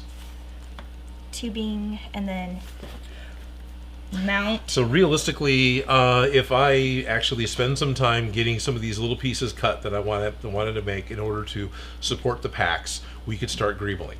Okay, well, we could also take the time to sit and cut the things that we need. Yeah. So, just if we know what we need to do, then we can do it. Yeah. So, rainbow. What did you call this? Ribbon cable. Ribbon cable. Yeah. Mount rainbow ribbon cable. Well, it is a rainbow too, but whatever. I know it as a. Please correct me if I'm wrong, but I know it as a ribbon cable. Okay, and then there is a pencil we need that is. Right, there's a pencil that goes up here or a brass tube, and I bought some brass tube because it's basically just a brass tube, but he used a pencil because it was easy.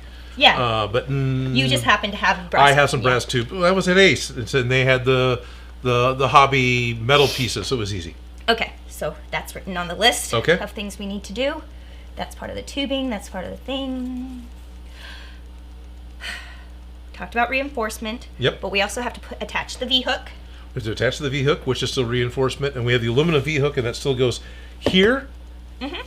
Correct me, guys, if I'm wrong, but I believe it goes here, and it is also slightly on an angle, so it's a more natural draw. Yeah. Although apparently, and some of the Ghostbusters are pointing this out to me again at Sac Anime, in the movie you'll watch them draw it constantly. They never put it back.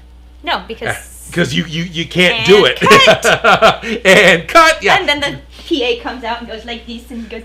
Yeah, exactly. I guess it's like really hard for the actors to be able to put that back, and that's partly why some of the wands have like a bent piece of chain on the bottom to make a hook to hang it on their belt. So you can always just hang the wand from your belt, and you're still screen accurate. Okay. And I'm just looking at what else we need to do besides reinforcements, the tubing, the pencil.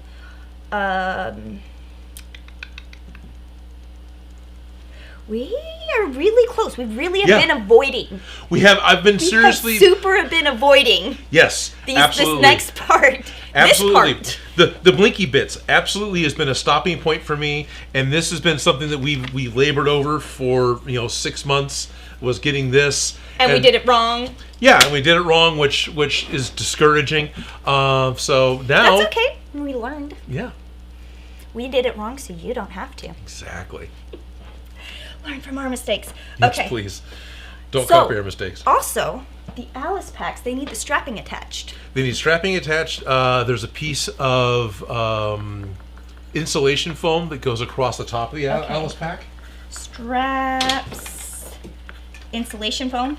Yeah, there's a piece of like the 1/2-inch plumbing insulation foam goes across the back of the piece here, because that's ends up being right at your neck, right at the back of your head. So you pad this. So it doesn't. It's just insulation foam and zip ties. I mean, it's literally hardware store stuff. That's all it ever was. Right. So we need to get the but we don't. Are we going to paint the straps to be black, or are we leaving them because we talked about colored? A lot of the ones I've been seeing are still just army green. Army green with a slip cover. Oh, so that they're not destroying the original. Pretty much, or or it's accurate. It may be screen accurate. Michael, I think. I'm so bad with the names. I'm really sorry, guys. He was showing off the straps of his recently, and it was a piece that went over his strap. Because there was something on it that was black, but the frame itself isn't. It's still army green, from what I remember. Please correct me. The Alice pack stays green, right? Okay, so we need to get the straps, the insulation foam, and then the connectors. And then the connectors, which aren't in this box, but I've got them in a box somewhere. Yeah. I bought a lot of straps when I remember them existing. I've seen them, and I thought they were a really cool idea. But they've been in the back burner so long, I forgot about them. Right. Yeah, that was a while ago. It's been a while. How long have we been working on this thing? Oh, we've been on this thing way too long. We've been on this thing since, not the current movie, the movie before. Since I saw, Afterlife. And I was like, Odin, you know what we should do for our next live stream? Yeah, we should do. And I went, oh yeah, I was planning on doing that way back in the day. I already bought a jumpsuit, yeah. I have Alice packs up there. Yeah, exactly. I've got the Alice packs already. I'm like strangling myself with my hair, excuse me. Sorry, and I brought out more dusty stuff. You're fine. Between the fires and the everything, my asthma's anyways. Breathing is a luxury sometimes. Sometimes. No, I was just looking at these. Those go in the belt.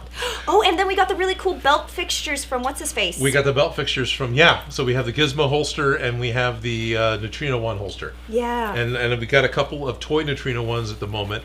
I do have the right floor polisher, so I can make a proper from scratch.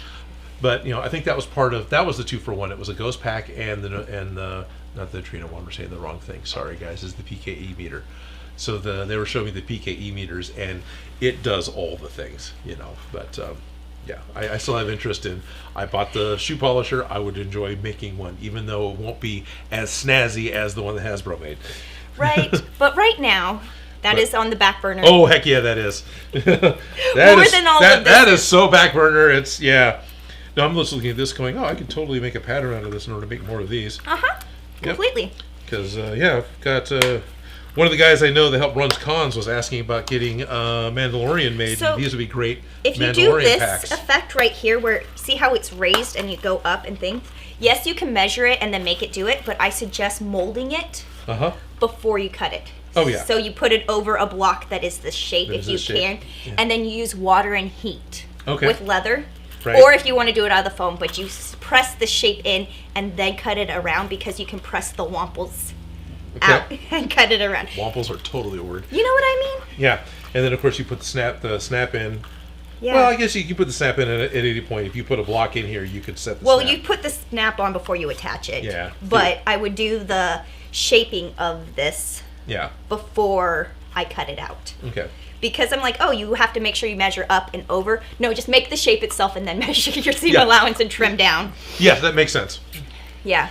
But there's enough fancy going on with this because it's got the belt cut. It's got a cutout for it to go through your belt. It's got individual flaps. These things are individual, so when you unflap it, what's in it can fall out and you can get a hold of it. Yep. So I love working with leather. Yeah. It stinks great when you cut it with a laser, too. Can't wait. Ew, yeah, I forgot about that meaty smell. Yep. Things have been in this box forever that are like, oh, those are cool. I'll just buy those because they're cool. Easter57 says, Wample's a great word. I agree. I missed a lot of comments. I'm trying to catch up for a second. John Valente. Oh, we didn't put a date. Oh, there is a date on this one. 5/14/19. Pre-panoramic. Pre-panoramic, yeah. What's this from? This is the receipt for the Alice frames. Oh, yeah. Well, you had those before we even decided to get started, right? Yeah. Yeah. From General Supply on El Camino, our friend there. Oh, yeah. I'm so glad they're still in existence. Does he still exist right now? Isn't that the place we just went to, or is this a different... No, we went to Action Military Surplus. We didn't go to the other guy. We didn't go to this guy, yeah. This guy I like better. Well, yeah, he's a true surplus. It's just piles of crap like my garage. I'm so at home in that shop. It is so cheap. Yeah. So cheap. And I love it. It's such a creepy hole in the wall. It's like my you know. Yep. I just haven't been there since the... I haven't been there. I think I've been there once since this trip because I bought some boots. Yeah. So I got a pair of I just was very grateful that Action Supply worked for that last project. Yes. Oh my gosh. Like, if those places don't exist, I can't do my job sometimes. Right? How am I going to source this stuff? Right. Okay, anyways, back to what we still have to do. Okay, back to what we have to do. So we get stud supports, pipes, battery mounts, tubing, Alice packs. Yep. That's more or less kind of the things we have to cut off, and then bells and whistles. Bells, which... is soundboard, maybe. Soundboard, smoke machine, rumble pack. With the smoke machine, like, what do people normally use? Because I know you can rig up things to do it. Right. I don't know. I've heard of a lot of guys rigging up old vape pens. I've done that with another project. And I get the vape pen thing, but after I discovered smoke pencils, right, for testing out the exhaust systems in your car. Professor Mojave was showing me a micro smoke machine. I mean, the technology has come along much better than what we were. What I saw, one of the guys in San Diego had a soundboard that played the Millennium Falcon failure noise. There's that particular wind down clunky noise the Falcon does, right? His pack did that, and at the end of it, it belched out marshmallow smoke out of here. I like that you could have the scented smokes. So that's the benefit of using a vape pen, is that you can use the cool, yummy smelling stuff. Yep. That is semi-addictive. I mean, yes. So that can be, if they add the good stuff to it. Yeah, right. Because you can get it non-nicotined. Right. But you can get the yummy smelling stuff. But like the smoke pencils, you can actually get those in different colors too. But we need to make it smoke. That's a fun problem. No, it'd be fun to have it smoke. Yeah. Okay, I'm going to make a separate list. The only other thing that specifically smokes are the ghost traps when they're loaded. Those actually smoked on screen. I haven't seen Frozen Empire. I don't think any of the packs have smoked on screen. I don't think any of those have done that. But that doesn't matter. It's fun because you can do that, right? They're not that strict, which is nice. Okay, so the soundboard, the smoke. Is there any lights that we're missing besides the neutrino wand? Because that's not the pack. Not that I'm aware of. There aren't any other lights on the pack that we're missing, right? We're good with what we have here. Ones, yeah. With the cyclotron lights and the blue lights. There aren't any others, I don't think. There's no other indicator lights. Yeah, and the rumble pack would be in the neutrino wand. Right, so you can feel it. Yeah. So we don't need that in the pack. Yeah, we don't need those to finish the pack. No. But the smoking gag and the soundboard would be nice. Yeah. And I would like to use the Ryobi battery to power the wand because it's connected anyway. Yeah. I don't see any reason to put batteries in the wand. Yeah. Even though a 9 volt's not a big deal. I know, but replacing a battery as opposed to a rechargeable one that's already in the system. Granted, they have the littler batteries for the smaller. They do, but they're those little batteries are. Well, I don't see any. Right, they're around. No, I know. I have. Like, I love them, but at the same time. Right. I've been using the heat. That's not what I wanted. What is the tool that is just the hot poker tool? Like the what? The foam cutter, where it's the hot. Oh, the foam cutter. Oh, yeah. It's either you can have the hot wire or you can have a hot pokey stick. That's not even I've been using the hot pokey stick to cut out synthetic fabric. Oh, there you go. And lace. Yeah. Like, it really works very well for cutting out synthetic lace. Oh, I bet, because it'll cauterize everything. It does. Yeah. It cauterizes the edges, and I've been using it like crazy. But because it's a heat thing, I just drain that battery. It just goes. Yep. But it's because of the heat. Yeah, but it's a rechargeable battery. Goes here. It's a 4-volt battery. Yeah. Excuse me. It's a 4-volt battery. I don't know if that's going to be enough power to run the stuff we want to run. That's the only issue. I'm like, I drain those batteries just on the poker. Right. Technically, it is enough power, but if we're buying someone else's pre-made boards, 100% what we're going to do, it may not be enough power. Okay. Yes.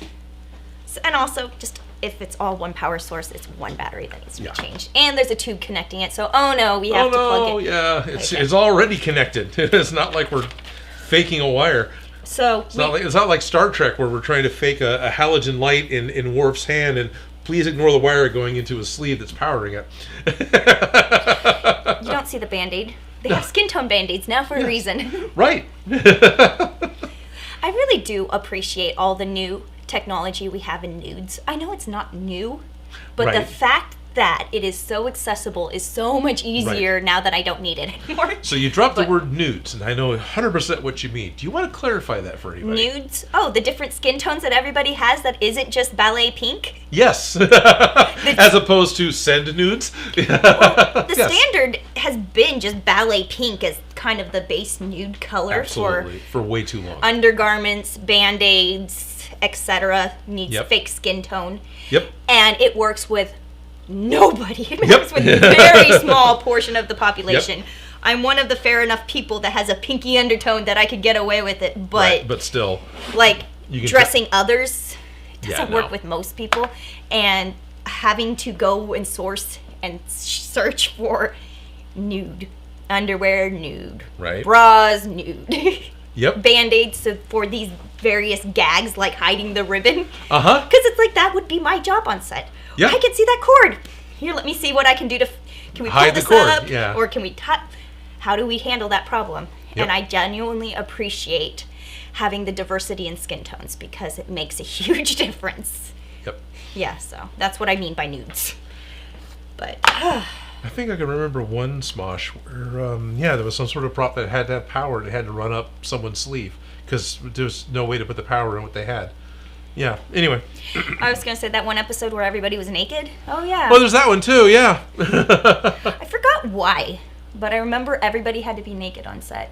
I just remember when Brittany had to be naked because the joke was they would add Black Widow's costume in post. I wasn't there on that day. Okay. But we had an episode where everybody was naked, and I had to make sure that everybody looked like they were naked, but then everybody was on set. Yeah, everybody was on set. And then, of course, in the final edit, it's all the Sims pixel blur, right? Yeah, but the Sims pixels still need to be nude. Yeah, it had to be nude behind those pixels. Yeah. It couldn't be, just my tidy whities. Yeah, you would be able to tell if they were in tidy whities. Yeah, because that scene ended up on my demo reel.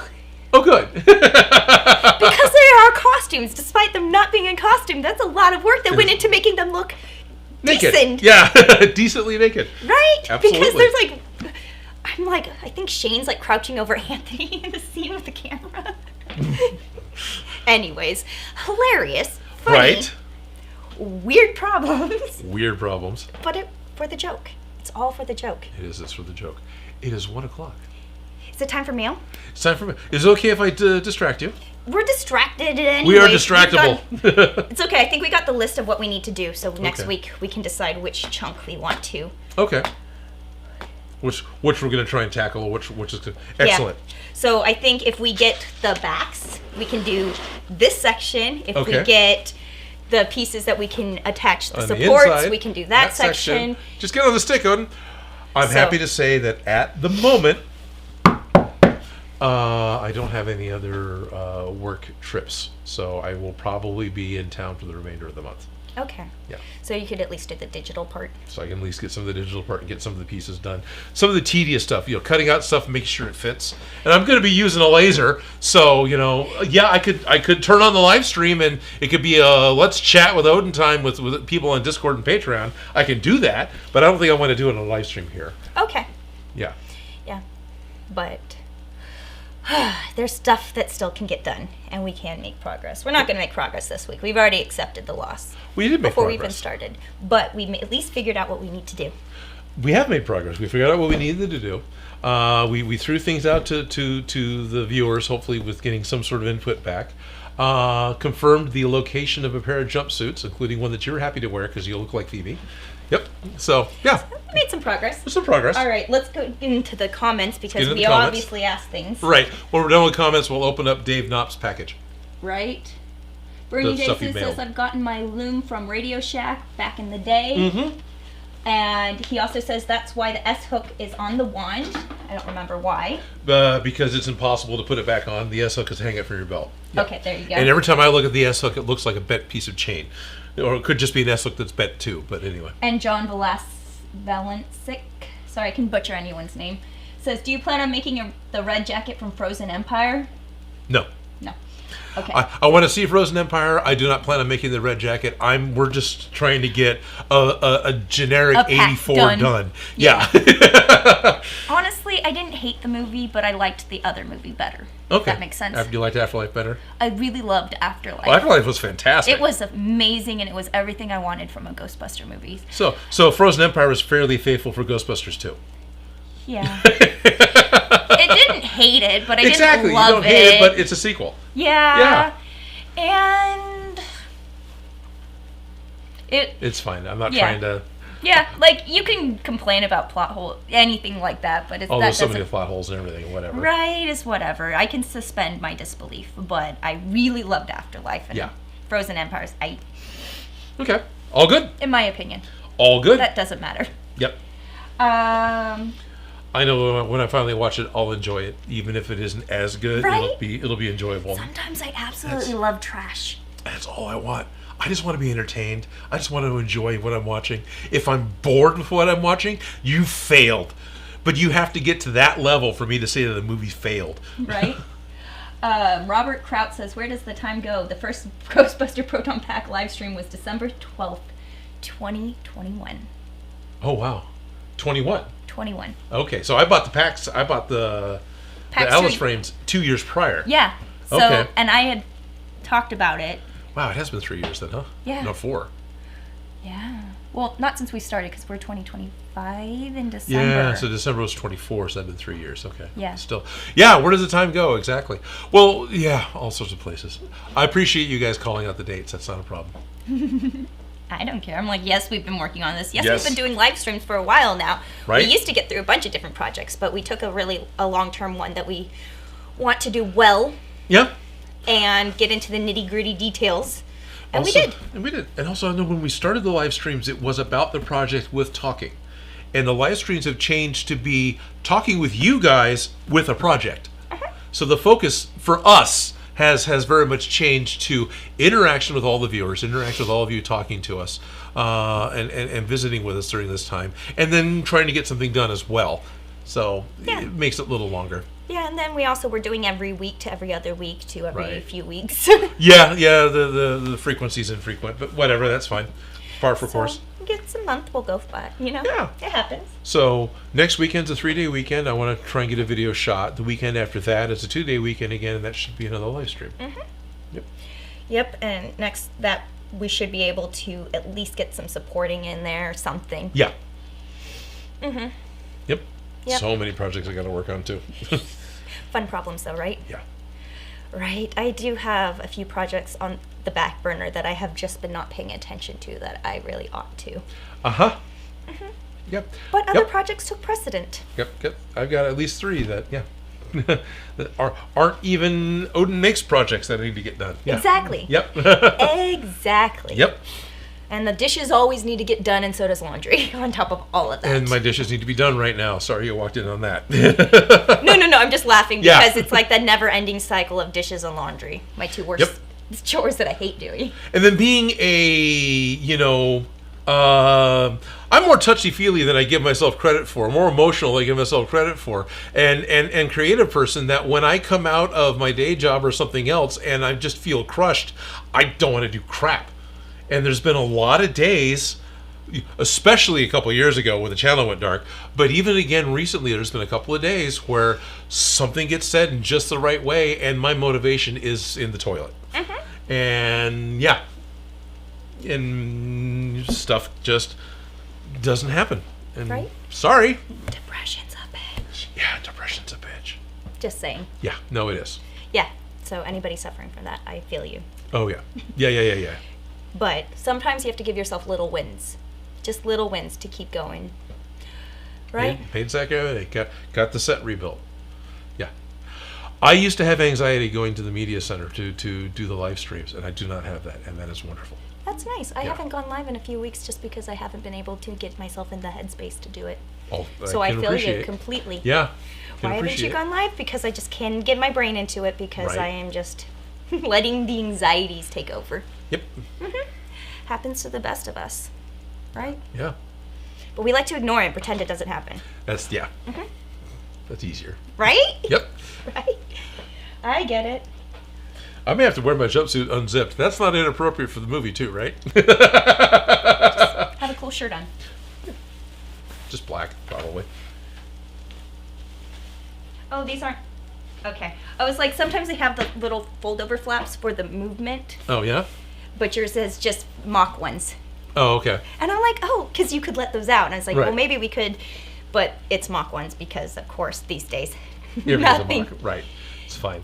There's very little adjustability and things. And I could go one size larger to fit my gut, but it wouldn't. Everything else would fit poorly. Right.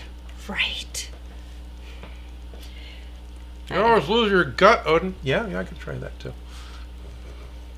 No, I've been working so hard on it. Yeah, I spent a lot of money on that. Right? Destructible is actually a thing. Speaking of podcasts, hey Odin, how's yours and Joe's? Stalemate still. We keep talking, we gotta do this! And we gotta do it. And it still just hasn't happened. I'll Mighty Guitar Mod says, remember kids, lower your expectations until you reach your goal. Yes! It's okay to start high, and then you meet in the middle. Yep. Felicia, any tips on how to adjust the shuttle on my sewing machine? It keeps jamming and snapping needles. Ooh. Honestly, I broke a sewing machine because I got that off, and I could never get it realigned. That was at the Death Star. Oh, that's what happened to it? The shuttle just never... Now, the shuttle is the thing that is around the bobbin that makes it do the thing? Well, actually what happened is the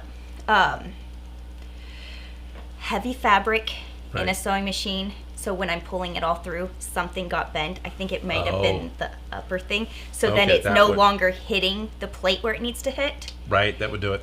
And so the undershut, there's nothing you really do. The plates that are on modern sewing machines are not as adjustable as vintage sewing machines because you used to be able to replace that whole plate. Right.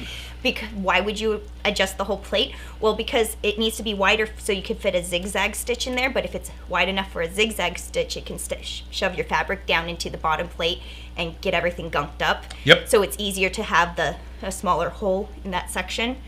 But modern sewing machines just come with a zigzag plate because nobody's changing out the plate. The plate. But once I remember changing out the plate. Yeah.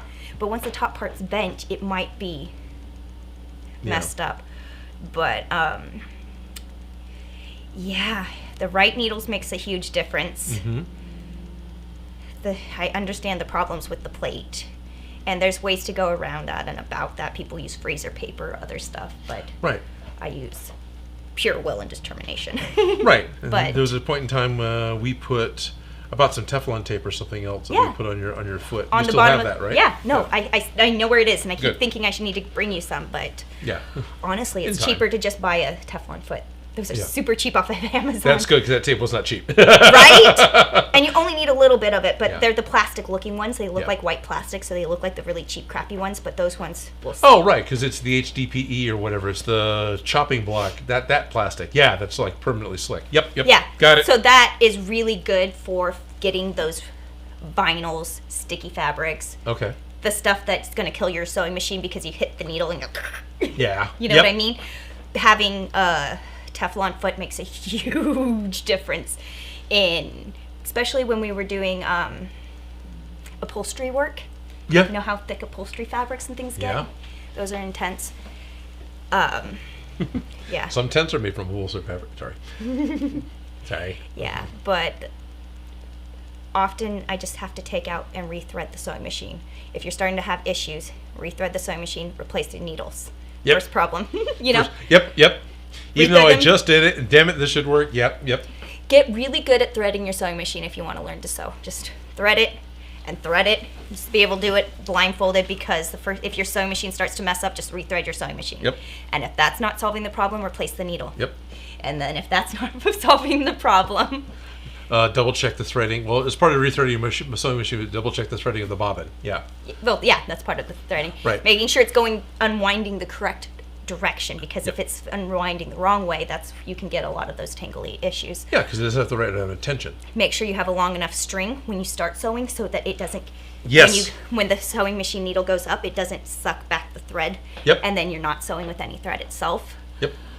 Replace your needle, replace your needle, replace your needle. The right needle for the job will make it significantly easier. That was one of the things I was remembering. She was really hammering out on me years ago that needles are expendable. It's okay to change your needle out constantly. That's why they come in 5-packs. Beginning of a project, fresh needle. Yep. Throw away your old needle, save them for sewing paper or cardboard, because I sew a lot of things I shouldn't be sewing. Right. Meanwhile, I'd buy a needle. This is a good needle, and I would nurse that needle for years. Your needle gets slightly bent. It's going to dull. Yeah. Yeah. Dull needles are great for sewing with knits. Yeah. You need it to not stab through the threads. You want it to go between the ribs, so a dull needle is great for knits. But yep. Yeah. So they're asking about what specifically again? Adjust the shuttle on the sewing machine as it keeps jamming. Oh, okay. Well, that's good. And snapping needles, but you just need to make sure it's threaded correctly, because there's 2 different types of bobbin shuttles. There's the kind where you take out the whole piece and you put the thread in and then you put it in. Right. I hate those kind. I do not like working with those, because you can adjust the tension and stuff like that, and it needs to be fine-tuned for your sewing machine. I am not a fine tuner. I don't know how you know what I mean? Yep. I know. If you have one of those type of sewing machines, I suggest going to Meisner's or a sewing machine shop, having it professionally adjusted. Need to get mine taken care of. Right. Actually, I really should do that, so I have a sewing machine and take back the Cosplay repair again. Yeah. So having your machine fine-tuned like that is worth it. But I like the top-loading bobbins. Yep. Because they're a whole lot less finicky. Yep. And then it's done. And the whole thing still comes out. If you take part of the plate off the side, I've been able to remove the entire bobbin mechanism still, and then clean the dust bunnies out. Yeah. Yeah, all the lint. Yeah. All dryer lint, lint trap. Yeah, that builds up the sewing machine too. Yeah. Don't use an air compressor to blow out the stuff out of your sewing machine, because it'll just blow it in. That makes sense. I feel like I don't have to say that, but I've seen so many people. I would do it. Yeah, exactly, and it makes sense, but don't do that. Because you're just blowing it deeper into the machine. Okay, that makes sense. But a small vacuum cleaner. Okay. Cleaning out your sewing machine, getting all the lint out is great, and then also oiling your machine really makes a big difference when your machine is hitting the thing. Anyways, like a drop of oil at the top of the bobbin. All of a sudden things slide around a lot easier. So oil's a very helpful tool. Okay. And then... You're fine. Keep going. Oiling the machine, delinting the machine, and making sure that base plate isn't warped from being stabbed from the needle wrong. Right.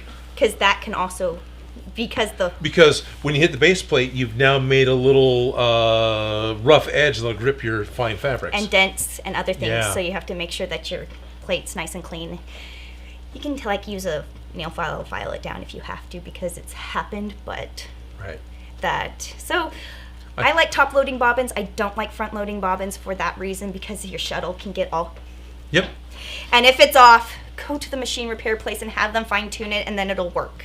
I can't fine-tune the thing. I know people who can. Right. I can adjust the top tension. I do not adjust the bobbin tension. Nope. It is nothing I touch. That is for the professionals. I've done it on a machine where there's a very simple slider on the side for whatever, and I know I've done it for something, but it pretty much just lived in the center. Because it wasn't an internal screw. It was this thing that was made for the user to adjust. Sorry. No, it's okay. I was just trying to think. Was that for the feed dogs, or was that for the tension? That's a good point. They may have just been the feed dogs. I don't remember now. Because you can disengage those. Yeah. And then re-engage them depending on what you need to do. Okay. It's been a while since I used that machine. Right. I hope that helps. I know your problems. I understand the struggles, and a lot of the time it's the machine and it's not you. Okay. But holding on to your threads when you start makes a huge... It does. Getting them tangled into the bottom. I got into the habit of actually slightly pulling because of the amount of times I was sewing vinyl-covered, drop claws or whatever it did.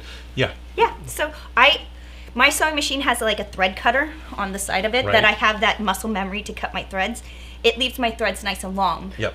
For the thing. So sometimes I pull it over, but when I go to start, I grab the threads and I pull the threads as I start to sew.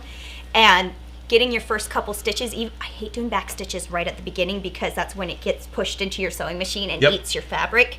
So I take a few steps with holding the thread. Yep. And then do my back stitch, but holding the thread to start, because that's when you're going to have, if your sewing machine's going to eat your fabric, it's usually at the very start. Okay. Yeah. And holding your threads makes a big difference from them going into that shuttle and tangling and making those knots. If you feel that you get a knot, don't keep sewing. Immediately stop. Yep. Because you're going to warp your machine. You're going to bend the metal. You're going to continue making it worse and worse and worse. Yeah. You just stop. Yep. I know exactly what you're talking about. Yep. Rethread your machine. Yep. Just stop and rethread your machine. Stop. And rethread your machine. Yes. Yeah. Sorry. No, it's okay. Like, as somebody who hates stopping, who's somebody who hates ripping things out. Yeah. Just getting the first little stitches past that, and now we're not into the where it's going to shove it into your foot, into the bottom of your shuttle and into the machine. So that can create a fly. Yeah. So I hope that helps. I can go on and on and on and on about but I'm going to move on because I'm. So if we wanted to click over to camera 3, we don't have to. That should be in focus because my eyes are not. I got a response from Joe saying, I'm down for whenever for doing the Beyond Geek podcast. Just need to drop some stuff off. This is for the light up tapes. And so maybe on Wednesday we'll talk about it. Nice. So, there. You guys ask. Progress. And ye shall receive eventually. We don't have the button. Right. It's not That's okay. Here. That thing was in my nightmares. Fair enough. Thank you, Dan, in the nightmares. I love it. I genuinely do. I just thought it was hilarious that I had a nightmare about it. Oh yeah, we talked about that. Mighty Guitar Mod says, I would love to see someone attempt a Green Ranger Dragon Zord costume. I mean dressing as Zord, not the Ranger. So you know how they have their little mecha costumes that then all come together to make the super... Yeah, the Megazord or the Zord. Okay. So yeah. So it wants to see a Zord. Gotcha. Yeah. But I still have the stuff for the Pink Ranger. I haven't even started to think about that. We need to do that. There's a cosplayer that I know from San Jose who likes to dress up as cosplay as Peter Pan. Sorry! As Spider-Man. Peter Parker, that's what I was going to say. Yeah, Peter Parker, Spider-Man, because his birth name is Peter Parker. He came by the booth as the Red Ranger and had all the weapons assembled into the thing, and it was showing that off, and it's like, oh, that's really fun. That's super cool. Yeah, we need to make more of those. Yeah, we have that cool intro we shot. Now we need to... Yep. Anyways. Joe's excited that I shared the text with you guys. Nice. Advixen says, save old needles for Sally and Catwoman stitches. Yep. Saw a couple of Sallys. 2 or 3 different Sallys were at the con. And a couple of them were really, really good. I think that's a really cool costume. Yeah. That one's a fun one. I like a good yarn wig. Yep. It is 1:30. Time for mail. Time for mail. So this is from Dave Knopp, Knop, and sent a package. I had no idea the package was coming. So I did open up the package, going, okay, what is this? I don't remember ordering anything. And inside was an envelope for Odin and an envelope for Felicia. Ooh. Not top. I believe he has his own YouTube channel. Oh, okay. That makes sense because he's got a logo. Yeah. Which I'm showing to camera that you guys don't see. I love it. It's an iron. And it looks like the foam iron that we threw at Anthony. It does. Doesn't it? He made that card. Is it? Smoosh it. Smoosh it. Oh, that's cool. Merry Christmas and a Happy New Year. Felicia, thanks to you for sharing your projects in your live streams. I hope the new year offers more creative ideas and more fun projects. Life's too short for dull blades. From Knock Top. Agreed. I think I said that one day. Top. Yep. Yeah. Merry Christmas and Happy New Year. I've got an Odin Makes, and it's all razor cut off of eventually a razor cut, so similar to yours. I don't have a pop out, but yeah. Merry Christmas and Happy New Year. Odin, I hope the new year has more fun projects for you to use your new big laser. Keep up the great work. David Knott from Knop Top. Yeah. Oh, here. Here is my...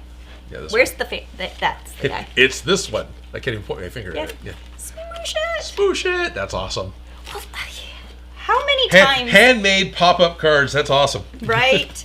I love it. Yeah. So Knop Top, Knoptop. Go check out his YouTube channel. Because you're saying he's a YouTube, right? Mm-hmm. So, yeah. Yeah. I believe so. I believe so too. Because I think that sounds really YouTube. familiar. Yeah. I haven't eaten yet today, so my brain is not working. Right. It's about lunchtime, isn't it? Oh yeah. I was hungry when we started. started. Thank you. I genuinely appreciate that. Yeah. You know how many projects and problems are just solved by smooshing it? Go God. Yes. Just kind of gotta smoosh it. Just smoosh it. It'll be I fine. find myself saying that all the time with cake decorating, with building loading the car, sewing. Yep. Just everything. You just kind of gotta smoosh it. You gotta smoosh it. And then just smoosh it. You'll be fine. Just smoosh it. Yeah. So if I ever make shirts, it's gonna say just smoosh it. There you go. Ah, smoosh it. Yep. Nice. Let's see. I've been ignoring things. That's fine. Yep.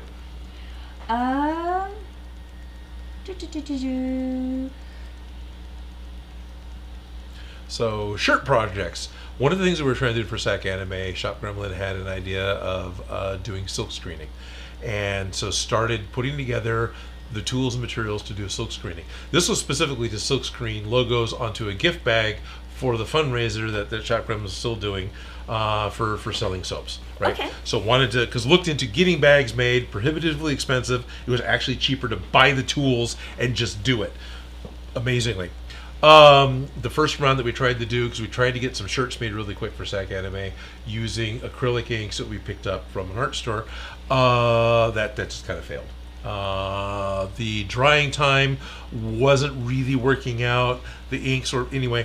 So we got on to the Plastisol inks, which is a plastic-based ink. It doesn't dry. One of the issues with the acrylics is, especially the screens, you have to do what you're doing and then be done and clean the screens before it dries in the screen and clogs up your silk screen. The Plastisol inks is heat set. You can leave the ink in the screens during the length of the project. You don't want to leave it in there forever. And it'll never dry unless it's exposed to like 100 degrees Celsius. So in the summers you might have some issues. In summers you might have, well, even then it's like 270 degrees Fahrenheit is the setting temperature, right? So yeah. It's pretty darn hot. It shouldn't be that hot in the summer. If it is, you got a real problem. So bought the machines. We finally did a test run of that last night, and it was working. The heating, I bought a budget heating thing, and we can tell. I want a shirt when you make them. Just FYI, I always will want a shirt. You'll always want a shirt. I will always want a costume. That's okay. Not a problem. Yep. I don't care what size. Okay. Fashion challenge. I will make it work. Gotcha. Okay. So I was considering that maybe I could actually wear the shirt today as well, but you had lots of shirts to wear today. I had lots of shirts to wear today. I forgot to go get any of them. It's okay. We like your one you had. You got to tell your cool story about the thing. So Joker Wild Cosplay. All my people that are helping me out with cosplay repair. That project actually has advanced, and the test shirt was super positive. It just ended up there was a figuring out how long it takes to flash dry, so you can do because we're doing 3 color. Yeah, let's start doing t-shirts. Oh, we'll do multicolor right off the bat because that's hard. Why start easy? Yeah, why start easy? Exactly. I go for big projects so I learn the skills to do it. Not because I have the skills, but because I want to be better, and so I aim high. Yep. It worked. Got the colors to line up. Got the stuff to make the shirt stay still. Everything worked. It was just really learning the budget heater because it's supposed to be a 15-second flash and you move on. Yeah, 2.5 minute flash and then we could move on. Okay. We had a 20-minute set. It was supposed to be a 90-second set. It's like no, because the heater doesn't seem to be super consistent. It'll spike its heat and then it stays hot, but it's a roller coaster. It doesn't maintain a particular heat, but it's working. So okay, interesting. Yep. Interesting problems. I appreciate these problems, and yay for going for the big or go home. Right. But that's awesome, and I love that you have space now. Oh yeah. For makerspace, and that you're making stuff. I live in a makerspace. Look at Odin Makes, and Odin Makes space. Yeah. Oh look watch live now. Odin, you're live. Oh, you got a notification I'm live? Yeah. Wow, cool. I wonder if Felicia made it this week. Yes. Anyways, that's why my phone beeped. Oh, that's fine. But I just think it's funny that I got a notification that we're live. Oh, okay. We've only been live for how long? Yeah, well, we've been at it for 2 hours, but we've been public live for an hour and a half. Yes. I enjoy doing the pre-show portion just for the Patreon members, but I can't do an unlisted video that is also a scheduled video. Those two are not compatible. So I end up just, all right, here it is. And so I'm sorry, guys, you never get a whole lot of warning that, oh, it's coming up because the system isn't set up to let me do that the way I want to use the system. Well, thank you for being here. We appreciate you, and we enjoyed the feedback, even though I've been completely ignoring the chat. But Shop Gremlin has been on top of it, and I appreciate that. Because I appreciate Shop Gremlin, and Dan Does Junk. They're both fantastic thank you, Dan. mods. Yeah. Right? You guys spent... Yeah. You guys get to see all the weird stuff that I don't necessarily see, so I appreciate that. Oh, and Adaptable Gamer said they have your iron. Okay. They have my iron. At least that's what I thought I read. Okay. Yeah, Adaptable Gamers. We have that iron with Laughy Face. Okay. And I know Joker's Wild Cosplay has one of the Ryobi heat guns. He needed to do a heat seal for his... I have one of your heat guns. Well, that one's your heat gun. Thank you. But I had 2 heat guns, and right now Joker Wild's got one, and as well as a battery charger, because he was just needing it to work on his Hydro Stomper legs. He's like, well, this is a fully charged battery. This will be good, right? And he was just stuck on that. It's like, no. It's only going to last 15 minutes. You're not going to get that far. And I finally get a text back. Thank you for giving me a second battery and a charger. Yeah, I barely got the ties done and the gun died. Heating elements suck batteries dry. They do. Yeah. And I have been using my heat gun. Good. My glue gun. Oh my gosh, I love that stupid thing. And that pokey tool. I don't know what you call it. Yeah, the hot wire is all it is. Yeah, but I use the pokey version, not the wire thing. It's still effectively a hot wire. It's fine. But the hot, and those 3 tools I have been using like crazy. Good. And when I did the wedding, I thought I lost my little glue gun, and I was actually kind of like. Right. We had another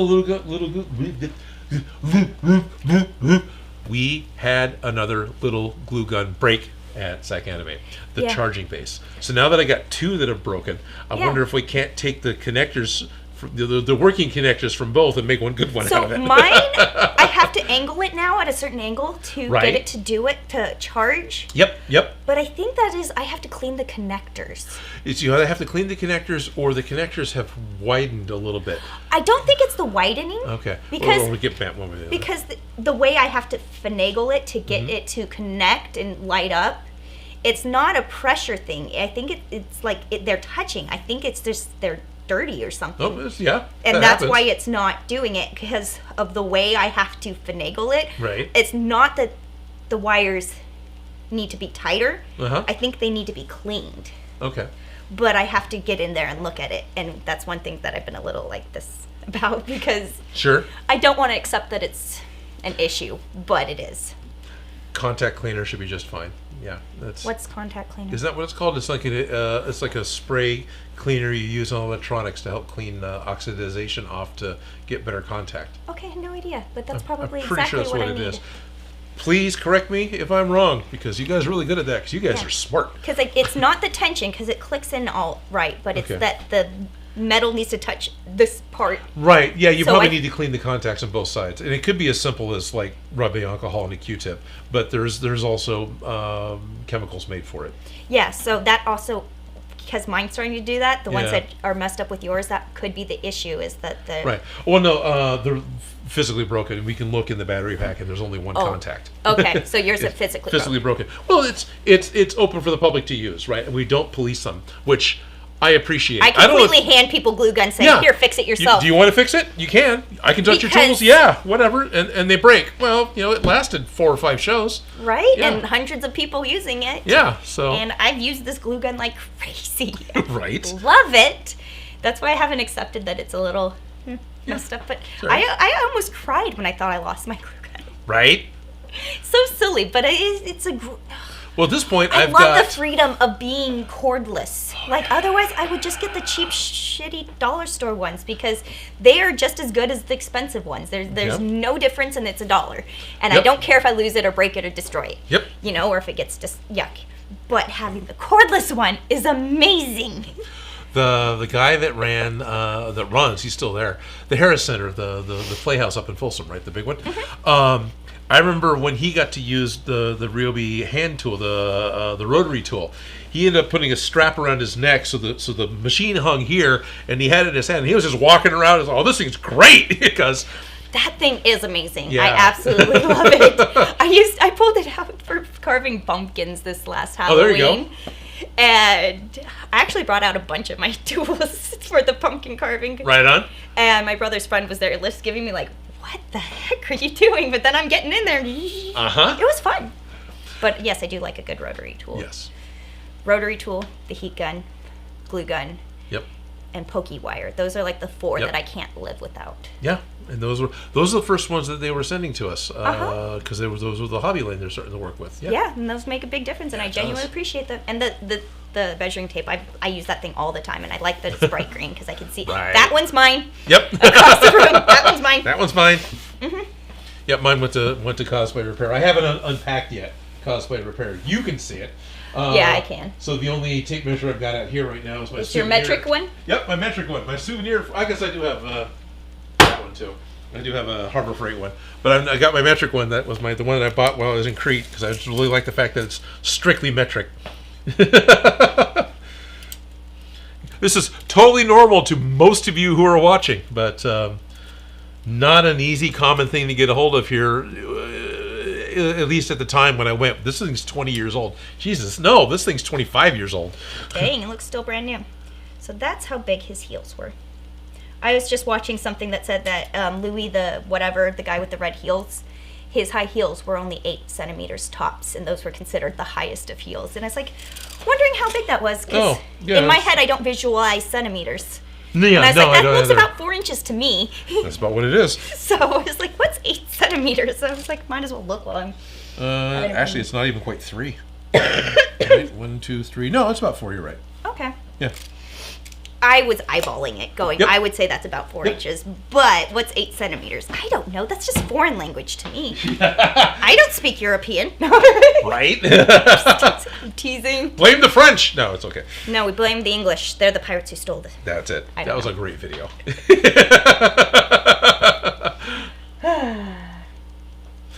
She sent me a video link with a guy ranting about why America doesn't use the metric system, and it had to do with Thomas Jefferson getting the weights and measurements sent over, an official set sent over from France, with a ship that ended up being hijacked by pirates. Oh wait, bad weather and sinking. Yeah. Oh wait, not pirates. Privateers. So sanctioned by who? Oh yeah, the British.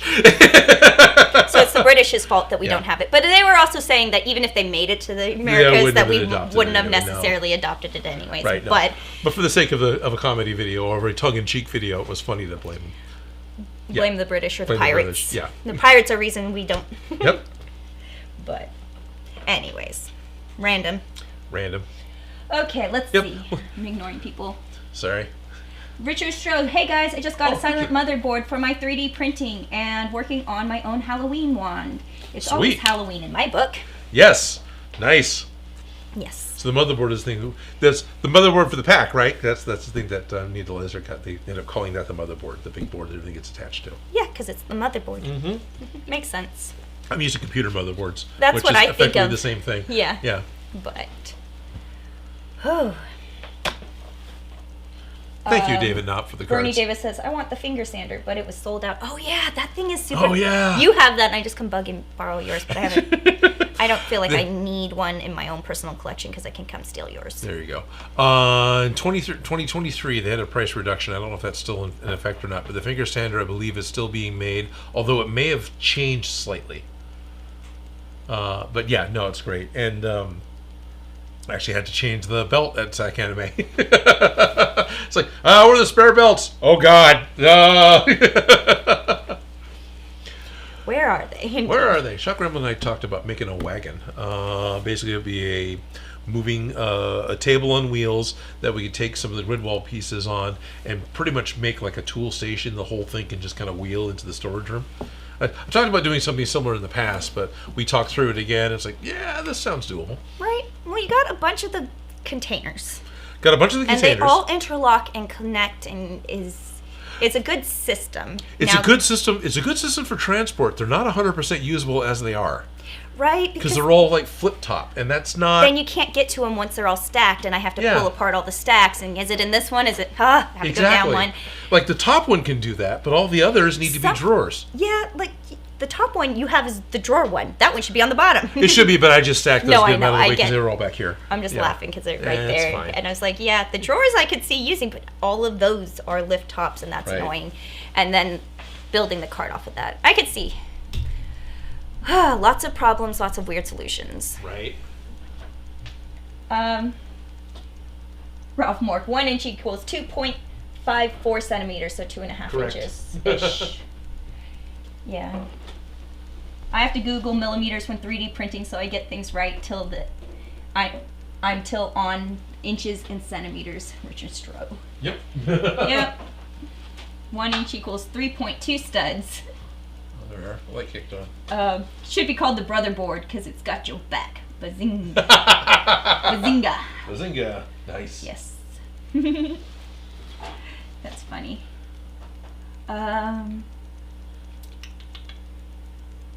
Okay.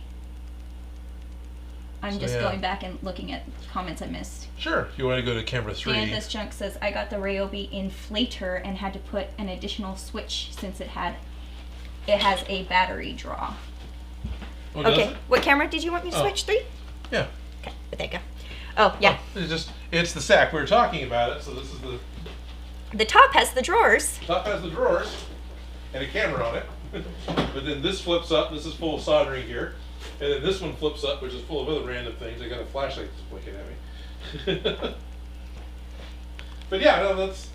So there's a 2-drawer set, a 3-drawer set. Is there? The drawers are great, but if you get stuff out of the top, the stacking system just gets a little... And then they have a wall system that these attach to that only attaches to the bottom. So if you got this top flip thing, it actually has to go vertical and attach to the wall. So if you're to open it up, everything's going to spill out. I was like, that wasn't really thought through. You know.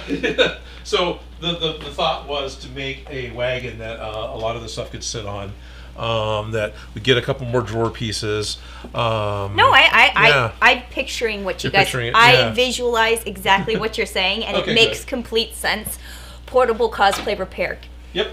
And the other big thing is it has a flat pack. We have to be able to knock it down so it'll all go in the back of my truck because I can't put an 8-foot by 6-foot tall cube in the back of my truck. That's but a unit that can slide in and slide out. Yes. With as little assembly as possible. Correct. You don't know until you know, and then you're like, oh, I know exactly what I need. Yep. But does it exist? Nope. Maybe eventually. Yana Liz says, hi, Felicia. That's why standard Lego baseboards are 32 by 32 studs, 10 inches. Yep. I love the Lego scale. Yep.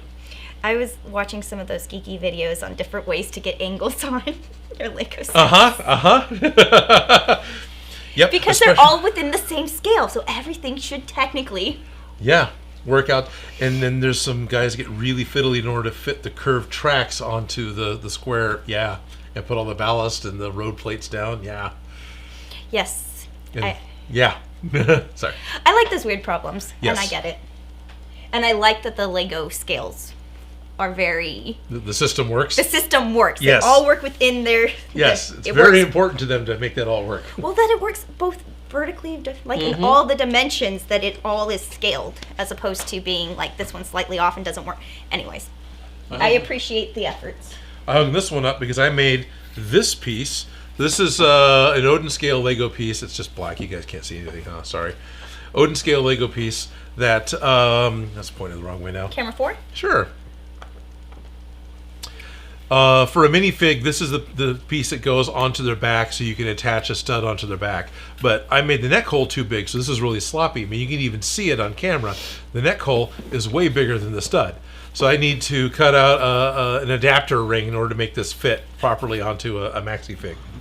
But probably why I set it out, to remind myself that I need to play with my laser. I need to screw around and build stuff, because if I start screwing around and building stuff, I'll keep building stuff. Right? Honestly, for a long time, I used to have a corkboard at the end of my bed. Okay. And on my corkboard, I would pin projects that I'm currently working on or thinking on. And it's sort of like a mood board. That makes sense. So when I wake up in the morning, my brain goes, oh, I was thinking about this. And all my creative juices run.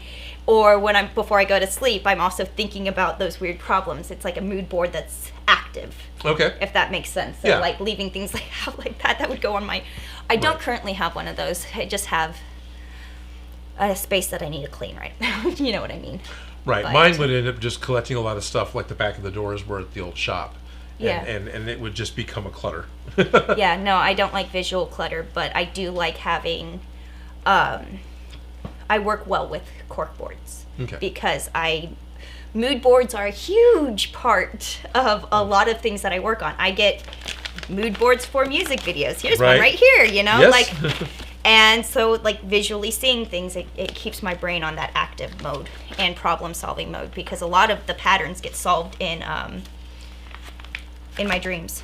Is this mood board stuff, or was that? No, this is an eviction notice that I had to print out for a project that I was working on.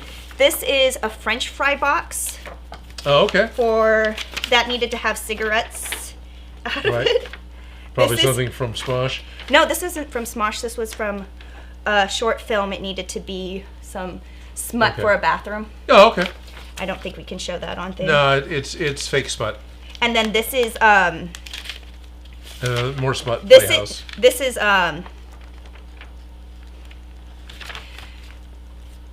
legal paperwork, technical paperwork that needs to look like important filing documents. So it is just random. Who knows what this is for? Gotcha. Just something you had.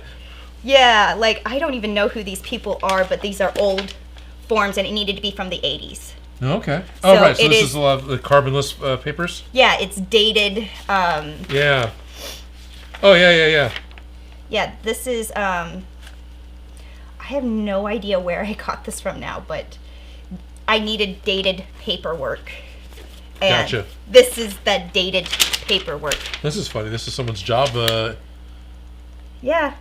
And has a social security number on it. Oh, yeah, it does. But, yeah, so that is what, these were the old magazine covers. Okay. Yeah, more smut. This is somebody made this one. Right. So that we could use it. And these were vintage cereal box covers that we put on. That's the overly glazed corn cereal that like tore your mouth up. Yeah. It was like Super Captain Crunch. So we were in a grocery store. It was a smaller grocery store. Right. But I needed to make it look like it was in the 80s. So I took some old dollar store cereal boxes. Because the dollar store cereal boxes are this size. Yes, they are. They're a little smaller. Printed these out, cut them out, and taped them to the boxes, and then would put them on the shelves behind where they would see on camera. Nice. So this is just... You bet your bottom. Oh, I see that. So these are just old props from old projects that just were in the master plan before we started using the master plan. So now you all know the master plan includes fake smut. Fake smut. Yep. Mood boards. These are our decals. Those are our decals. So those are the project. Yeah. Those are our extra decals, the ones that go on the motherboard and the ones that, the extras. Yeah, and then these are all the points that we cut out. And this is an old card from Miss Mary Mack. Nice. So everything kind of stays in here, but these are old mood boards and I reused them to do sketches and such. Sure. But that's what all of that is. It's just an old project, old mood boards. Because that's what this binder originally was, is when I go on set. I can see it from a mile away, and it has... That's my master plan. It has all my receipts for projects so that I can scan them and keep them all together. Yep. I need to do my expense report for this last trip. Yeah, but fun problems. I don't know why we started talking about that, but... We brought out the master plan thing, and that we just kind of went... Yeah, we got distracted. We got distracted? Us? Never! Right? This will probably be in here for a while. Yeah. Yeah. Because it's part of the project, right? Yeah, it is. So, but... I'm all for that. That'll be fun to pull out a little later and see again. Right. But now we have at least a list of what we need to do. And then this section is the backpack, where we've pretty much gone through most of this. Okay. There's so many strips we've skipped. So many steps or strips. Yeah. But most of these we've crossed out, and we've made it to be continued. Nice. So we followed his tutorial. We did? To the very best of where we weren't going to follow his tutorial. And then we moved on to the wand. So now these are the steps that we need to take to finish it. Okay. So we know where we're going now. As opposed to, I know there's stuff that we've just been avoiding, but I don't know exactly what we're skipping right now. Right. Now, if I remember right, I sprayed a lot of the greebles, but they're... Yeah. Sorry, you're just making me think about different things. I know. We distract each other so easily. So easily. Yes. Oh, yeah. And this is Ralph. That's Ralph's. Yeah. Yep. Some stickers. But that's all the stickers, I believe. Yeah. Some old gaff tape. So, distracting. Ralph, stickers. I met a couple of people at Sac Anime. We're coming back from the droid walk in the Godzilla costume. Joker's Wild and I both saw the same thing. It was an inflatable Katamari costume. Now, do you remember the Katamari game? The thing, and then you roll the thing, and you pick up all the stuff. Yeah, there's these little people with a oblong cylinder head, and they just start rolling everything up, and it just starts collecting everything. And before too long, you're rolling up skyscrapers. We walked by, and it's like, that's a really cool inflatable Katamari costume. It's like, that is really cool. And I'm looking at it and just amazed. It's like, that's great.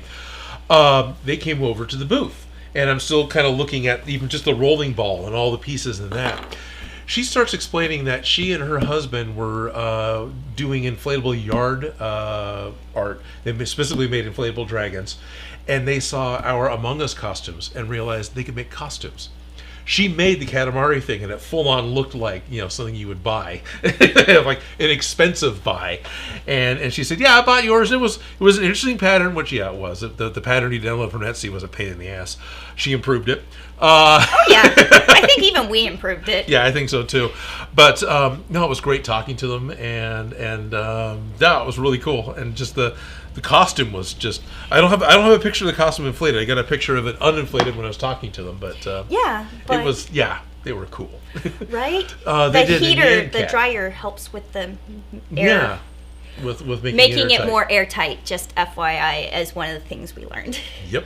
Doing that, but I love the inflatable costumes. I think that was one that I was glad that we did it. It was a fun idea. A lot of fun thing to do. Yes, let's do it. And I appreciate that, and that was great. And I got that out of my system because I've been wanting to do inflatable things forever. Right, and honestly, of Among Us costumes, I can't imagine it any other way. Because I've seen the other ones where they just have people in regular suits and then they just have the helmet. Right, or it's even just a colored like spacesuit with a more normal space helmet. It's like you don't really look Among Us. Yeah, I mean, I get it. That's very sus. I'm just saying. Yeah, it's very sus.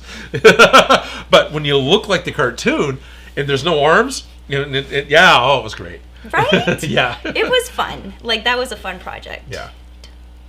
Glad it's over, but it was fun when we did it. Yeah, and they're still around. I've still got the suits we made. I've still got them. So yeah, can I have a live Among Us like murder party? Murder party. Right. Well, hopefully we'll do some Among Us this Saturday. Yes. What's this Saturday?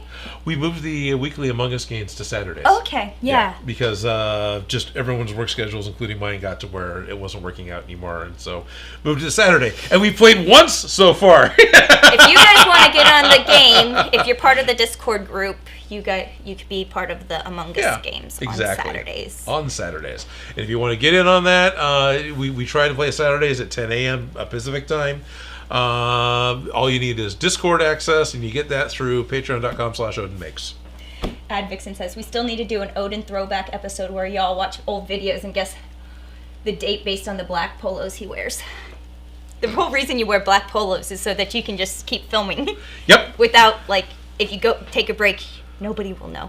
Yeah, basically. It's that whole...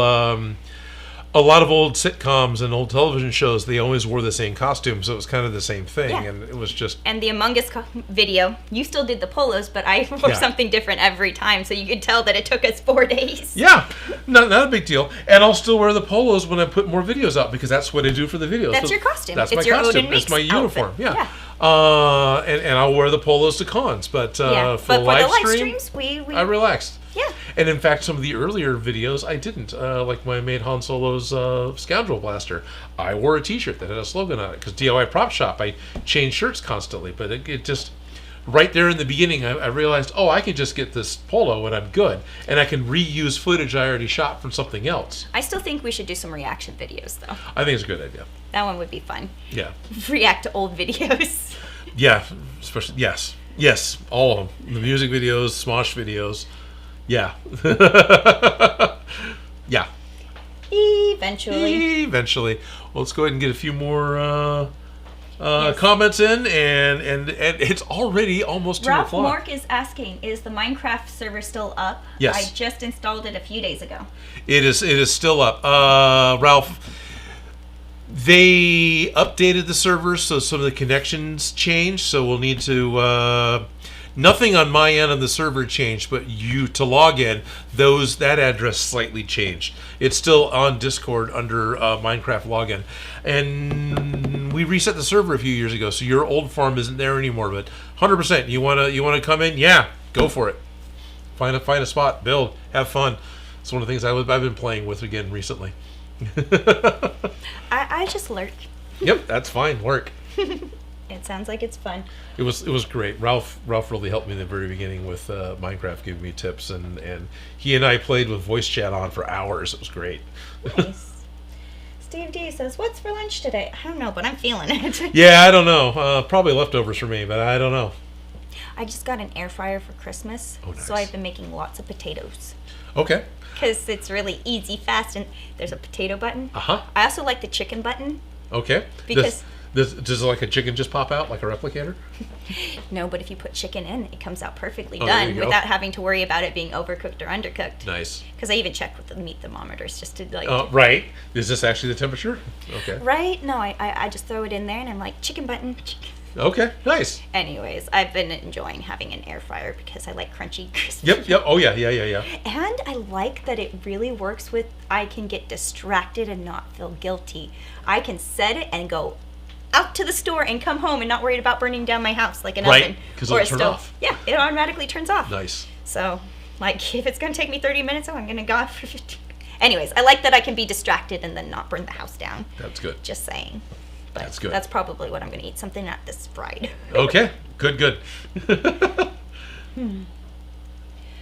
Adaptable Gamers. Later, y'all. Have a great day. Good night, Adaptable Gamers. Yeah, Robert Kraut. Set it and forget it. Yeah. Yep. Set it and forget it. Well, the set it and forget it one, does that one automatically turn off? Because I know, like, with the crock pot, it takes forever and you can set it and forget it, but at the same time, it will burn eventually. Yeah, because forget it long it's enough. Just always on, yeah. Yeah. It's fine. Yeah, but the air fryer, I don't even have to, it'll... It when it's done, it's done. Mm-hmm. Yeah. Like a toaster oven is effectively what an air fryer is, but yeah. Yeah. High tech, more, anyway. I don't know. I like, the one I have has a drawer. And it has, like, preset settings that are easy. Like French fries, chicken button, meat button.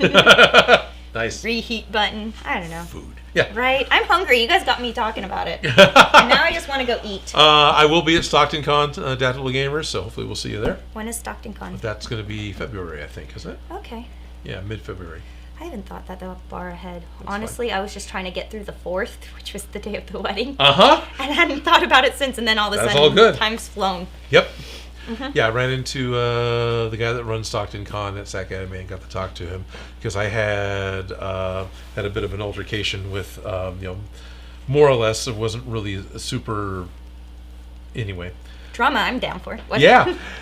This is one of the guys that actually helps run the Stockton Arena, which isn't called that anymore. And just things were offhand said that just really pissed me off. And I wanted to be done with Stockton Con. Okay, so after the last one?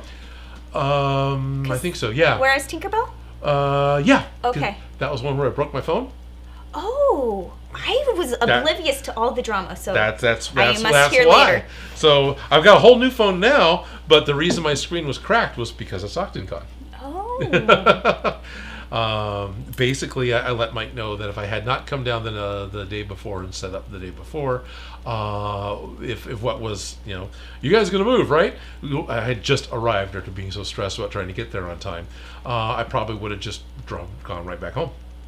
So, okay. Nope, just not leaving. Bye. But you smoothed everything over? Not with that guy, but with Mike, talked about it a little bit, and so okay, and Okay. Yeah. Okay, I don't feel so bad about throwing glitter everywhere. There you go. No. Okay, you want to know something hilarious? Not at the Stockton Arena. No, I got no respect for that place now. Sorry, guys. So I dressed up as Tinkerbell, and I had a salt and pepper shaker that are the magic wands. Right. And I filled them up with glitter so that I could make people's wishes come true and sprinkle glitter. Infect everyone with glitter. Honestly, it was a tablespoon of glitter, so I didn't really feel guilty about spreading glitter everywhere because that much would shed off of the costume naturally in general. So I didn't feel guilty. But the thing is the glitter container that I filled the wands with exploded in my purse. It got its revenge on you. So I have about a quarter cup of glitter in my purse. And I was laughing because so it wasn't your shaker, it was the container that held the glitter originally. Excuse me, okay. Yeah, so instead of a tablespoon of glitter, I have about a quarter cup of glitter in my purse, and then somebody was teasing me saying if they stole your bag, they'd be like, take it back. Yeah. This glitter bomb. It's a glitter bomb already. And I was walking around with a glitter bomb for about a month before I dealt with it. Yep. And I'm just laughing. I'm like, I feel sorry for the person who robs me. Hopefully you were robbed. No, I wasn't robbed. That's good. I was disappointed because I had so much glitter to share. Right. But I genuinely did not feel guilty about having a tablespoon of glitter sprinkled everywhere. Gotcha. But it was fun having a magic wand that was glittery. Yeah. Yeah. And that was a fun Tinkerbell costume. I made it out of an old green screen. Okay, that's Tinkerbell. Yeah, that's the color she is. Yeah, because I was figuring out a pattern. Like I was pattern drafting, figuring it out. Because Tinkerbell's has a scoop back that goes down. And zipper, and I didn't make it out of a stretchy fabric, but I wanted it to stay up and be Tinkerbell. And so I added the boning, the structure, adjusted all the patterns, got it perfect. And it was like, oh my gosh, this is the best Tinkerbell costume I've ever had. Because I made one when I was younger. And then this was me just revisiting the same project years later with different set of skills. Right. And I was like, ooh, I like it now. You know what I mean? Despite it being made out of garbage. Sure. Effectively. Effectively, but that's... Yeah, but free is free. Right. And then I took that pattern and I made the dress that I wore to the Gonzo exhibit at the Crocker Art Museum. That dress was based off of the pattern that I figured out. Okay. I made a pink dress with that top. I made a burgundy velvet dress out of leftover Harley Quinn costume. Right, I remember seeing that one. I made that one for a wedding I attended. Okay. I made a bustier. Anyways, I've taken that exact same pattern and made multiple dresses that look nothing like the original Tinkerbell outfit. And I was honestly thinking about making another one because I know that pattern works, and it works with the stretch and it works with non-stretch because it has the right negative ease. What's negative ease? Breathing room. Oh, okay. Ease is breathing room. This has about, if my body's here plus all this extra, it's about 20 inches of positive ease. So it's, So if it was exactly at my measurements, there's no ease. Right. If it's less than your body measurement, it's negative ease. Okay. And you'd want that on a structured bodice. Think about like a bustier or corset. Those have negative ease. Those have a negative ease because they need to be tight and they need to push everything up where it belongs. Yeah. And you can still, like a corseted top that's not necessarily laced up can still have that negative ease and zip up. Okay. So I have the negative ease built into the pattern that's correct, but it also works with stretch fabric. Because negative ease, and then it stretches. It stretches. Yeah, okay. So anyways, it's one of those things that I geeked out on the pattern of, and I was like, I love this pattern. I need to make more things out of it. Nice. Easy wins, you know what I mean? Yeah. Now that I've done it, I know I can do it again and again. Right. I did the hard part. But wanting to remake a new pattern? Nah. Get it? Right? Understand. Yeah. Mariah Wood says, it was glitter madness for sure. Yeah. Right, Mariah was there for that. Well, she wanted some wishes. Yeah, of course she did. Of course. We glittered her up. Oh, and I totally, ate it on a chair. Oh, right. You know, the chairs in the arena are weird. I mean, they're not. They're fine, but just the way they fold up, it's weird. If you put the weight on the back, yeah. As opposed to normal ones, they don't do it exactly the same way. No, they don't fold the same. But they're a heavier duty chair too, so whatever. Yeah, glitter bomb. Too much glitter. I totally glittered up the whole place. It was fun. Yep. It was fun, and I wasn't the only one. Ionala says, "Wow, being able to hang out with everyone again, and hopefully soon you'll be able to finish these packs, Odin and Felicia. Right. Everyone has a good weekend." Robert Kraut, Felicia, style of pocket sand. Purse glitter. Yeah, purse glitter. Yeah. Yep. Believe it or not, it was this purse. It wasn't? It was this purse. Okay. That was full of glitter, and it's no longer full of glitter. Awesome. Well, there's soupy remnants in there, but it's not full of glitter. There is no glitter. All right. Believe it or not. That's amazing. No glitter. And it was full of it. We got a gift bag at the comments someone gave us that had glitter glued to the side, and there was freaking glitter in the booth for yeah, all good. I used to say when I would sweep up the costume shop that it was like cleaning up after fairies or drag queens because there's just glitter everywhere. Glitter everywhere. Every time I swept, it was pretty and sparkly. Pocket glitter. They're terrifying chairs. Yes, they were. Glitter madness. Yes. Set it and forget it. Okay, caught up on comments, sort of, even though skipped a big chunk there. So thank you, Shop Gremlin, for being on top of answering people's questions. Yeah, for sure. Thank you very much, Shop Gremlin, and thank you very much, Dan Does John, for being moderators for the channel. I'm sorry, Dan, that I keep forgetting you, but I keep saying Shop Gremlin pop up in the... Well, you see Shop Gremlin's name. Yeah. It's all good. Thank you, guys, because you it's a lot of effort to help corral all that, and I appreciate all the work that you do. Yes. And thank you, Bernie Davis. He says I sent you the stickers link for the pack. Yes, thank you, Bernie. We appreciate all the feedback and the input, because that's how we get cool things like this. And these. Right. And these stickers. That was all viewer input. It's all viewer input, yeah. Brought to you by viewers like you. Thank you. Yes, thank you. We will be back. 2 weeks. The intent is to be back in 2 weeks with another live stream. I will do my best to actually get some stuff lasered out. Not just spend my entire time on the couch. It's okay. Like I say, we try and do it as much on camera as we can, and there are things that it's boring to watch. At this point, there's things that I want to just get done, so we do the assembly on camera.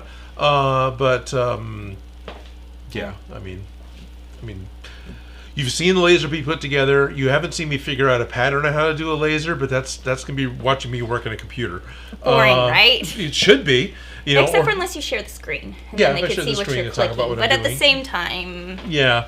So anyway, hopefully we'll have some stuff to actually make progress on next time. We'll make bigger progress, more noticeable progress. Yeah, actual progress. We should probably dust these. Except for the dust gives it so much character. Yeah, pretty much. Yeah, I'm not worried about the dust. Right? Other than, paint or stickers not sticking, I'm not worried about the dust. Yeah, and just clean it right before the stickers get stuck. Yep. Why is this broken? Because this was a piece we made out of foam, but I 3D printed a new one that was better looking. Okay. So. Cool. Yep. It's all resin print. That. I was like, what's going on with this? What's going on with this? That was a... See? Tape didn't last. It's okay. Yeah. But... Yeah, it's just been down the whole day. They couldn't see anything, but yep. It's a pack, and it's doing the pack thing. I'm pretty happy about it. I want to thank everyone for hanging out with us again today with our 3-hour ramble. I want to thank all of you who have been hanging out with us for this project, for the 3-year project. We want to make some more progress and actually get somewhere with it. Huge thank you to all the Ghostbuster community everywhere. We've had worldwide help with this project with different Ghostbusters fans, and that's amazing. You guys rock. So thank you all very much. We'll be back in 2 weeks with another live stream. Yes. Oh. Yep. Ad Vixen says, before we go, yep. Were you ever going to explain why you're dressed up as Princess Vespa and Barf from Spaceballs? No. Are we dressed up as, I guess, kind of, huh? Well, we keep saying that this was for your Barf costume. Right. That was from a project a while ago where we were trying to find a great use for an animatronic tail. Yep. And ears. Yep. And Barf has like this big giant animatronic pack to make his little ears and tails work, but we have the cool technology where we could do it without all that extra stuff. And so we wanted to do a Barf cosplay. Yep. We went as far as finding the right shoes. We got toenails, the shoes. We got the pack, the things, but we just haven't moved on to actually assembling the costume. So it's one of those things that we have worked on, but we haven't done a show. Haven't finished, right. And you haven't really done a Princess Vespa specifically. No, I did Princess Leia. I have a Princess Leia costume, but it's not like it would be hard to do a Vespa. And at this point, I would have to double check because I think the cos ears and cos tails. I have them. Oh, no, you have. I've got the battery pack for the tail, by the way. I saw that recently. Okay. But it works with any 5-volt battery pack. I'm not sure if that particular part of the company is still around. I think it may have changed hands or something. Right. Like, things have changed during the panorama that you can't always guarantee. Right. And that was pre then, huh? I think it was... I don't know. It's been a while. It's been a long time. We've done a lot of projects together. We do a lot of projects. Time has flown. Yep. It's been years since we've done certain things and videos. It's just like, geez. Yeah. Yep. So that's what that was. Just if you know, it's a project that it's on the super back burner, but we still talked about it because. Yeah. And so now I'll just repurpose the jumpsuit for Ghostbusters. No big deal. Yep. Yeah. Originally, I was thinking I'd keep this one as Barf and use the other one, but I can't use the other one unless I lose weight.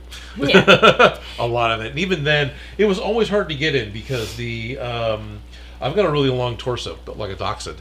Yeah. And it's really hard to get in. This measurement. Uh-huh. Huge difference, and that's where people vary a lot. Yeah. And that one was always hard to put on, and it wasn't going to go on at all today. Yes. So, anyways, that's what that was about. Okay. Yep. But when we come over to click stuff? All right. Right. That way. Oops. Oh, it's definitely warmer on this side. Sorry. No, you're fine. Probably should bring the heater over here for you. It's okay. I know the movie Spaceballs. Great. Richard Stroh says, now I'm debating making a Tinkerbell wand for Felicia.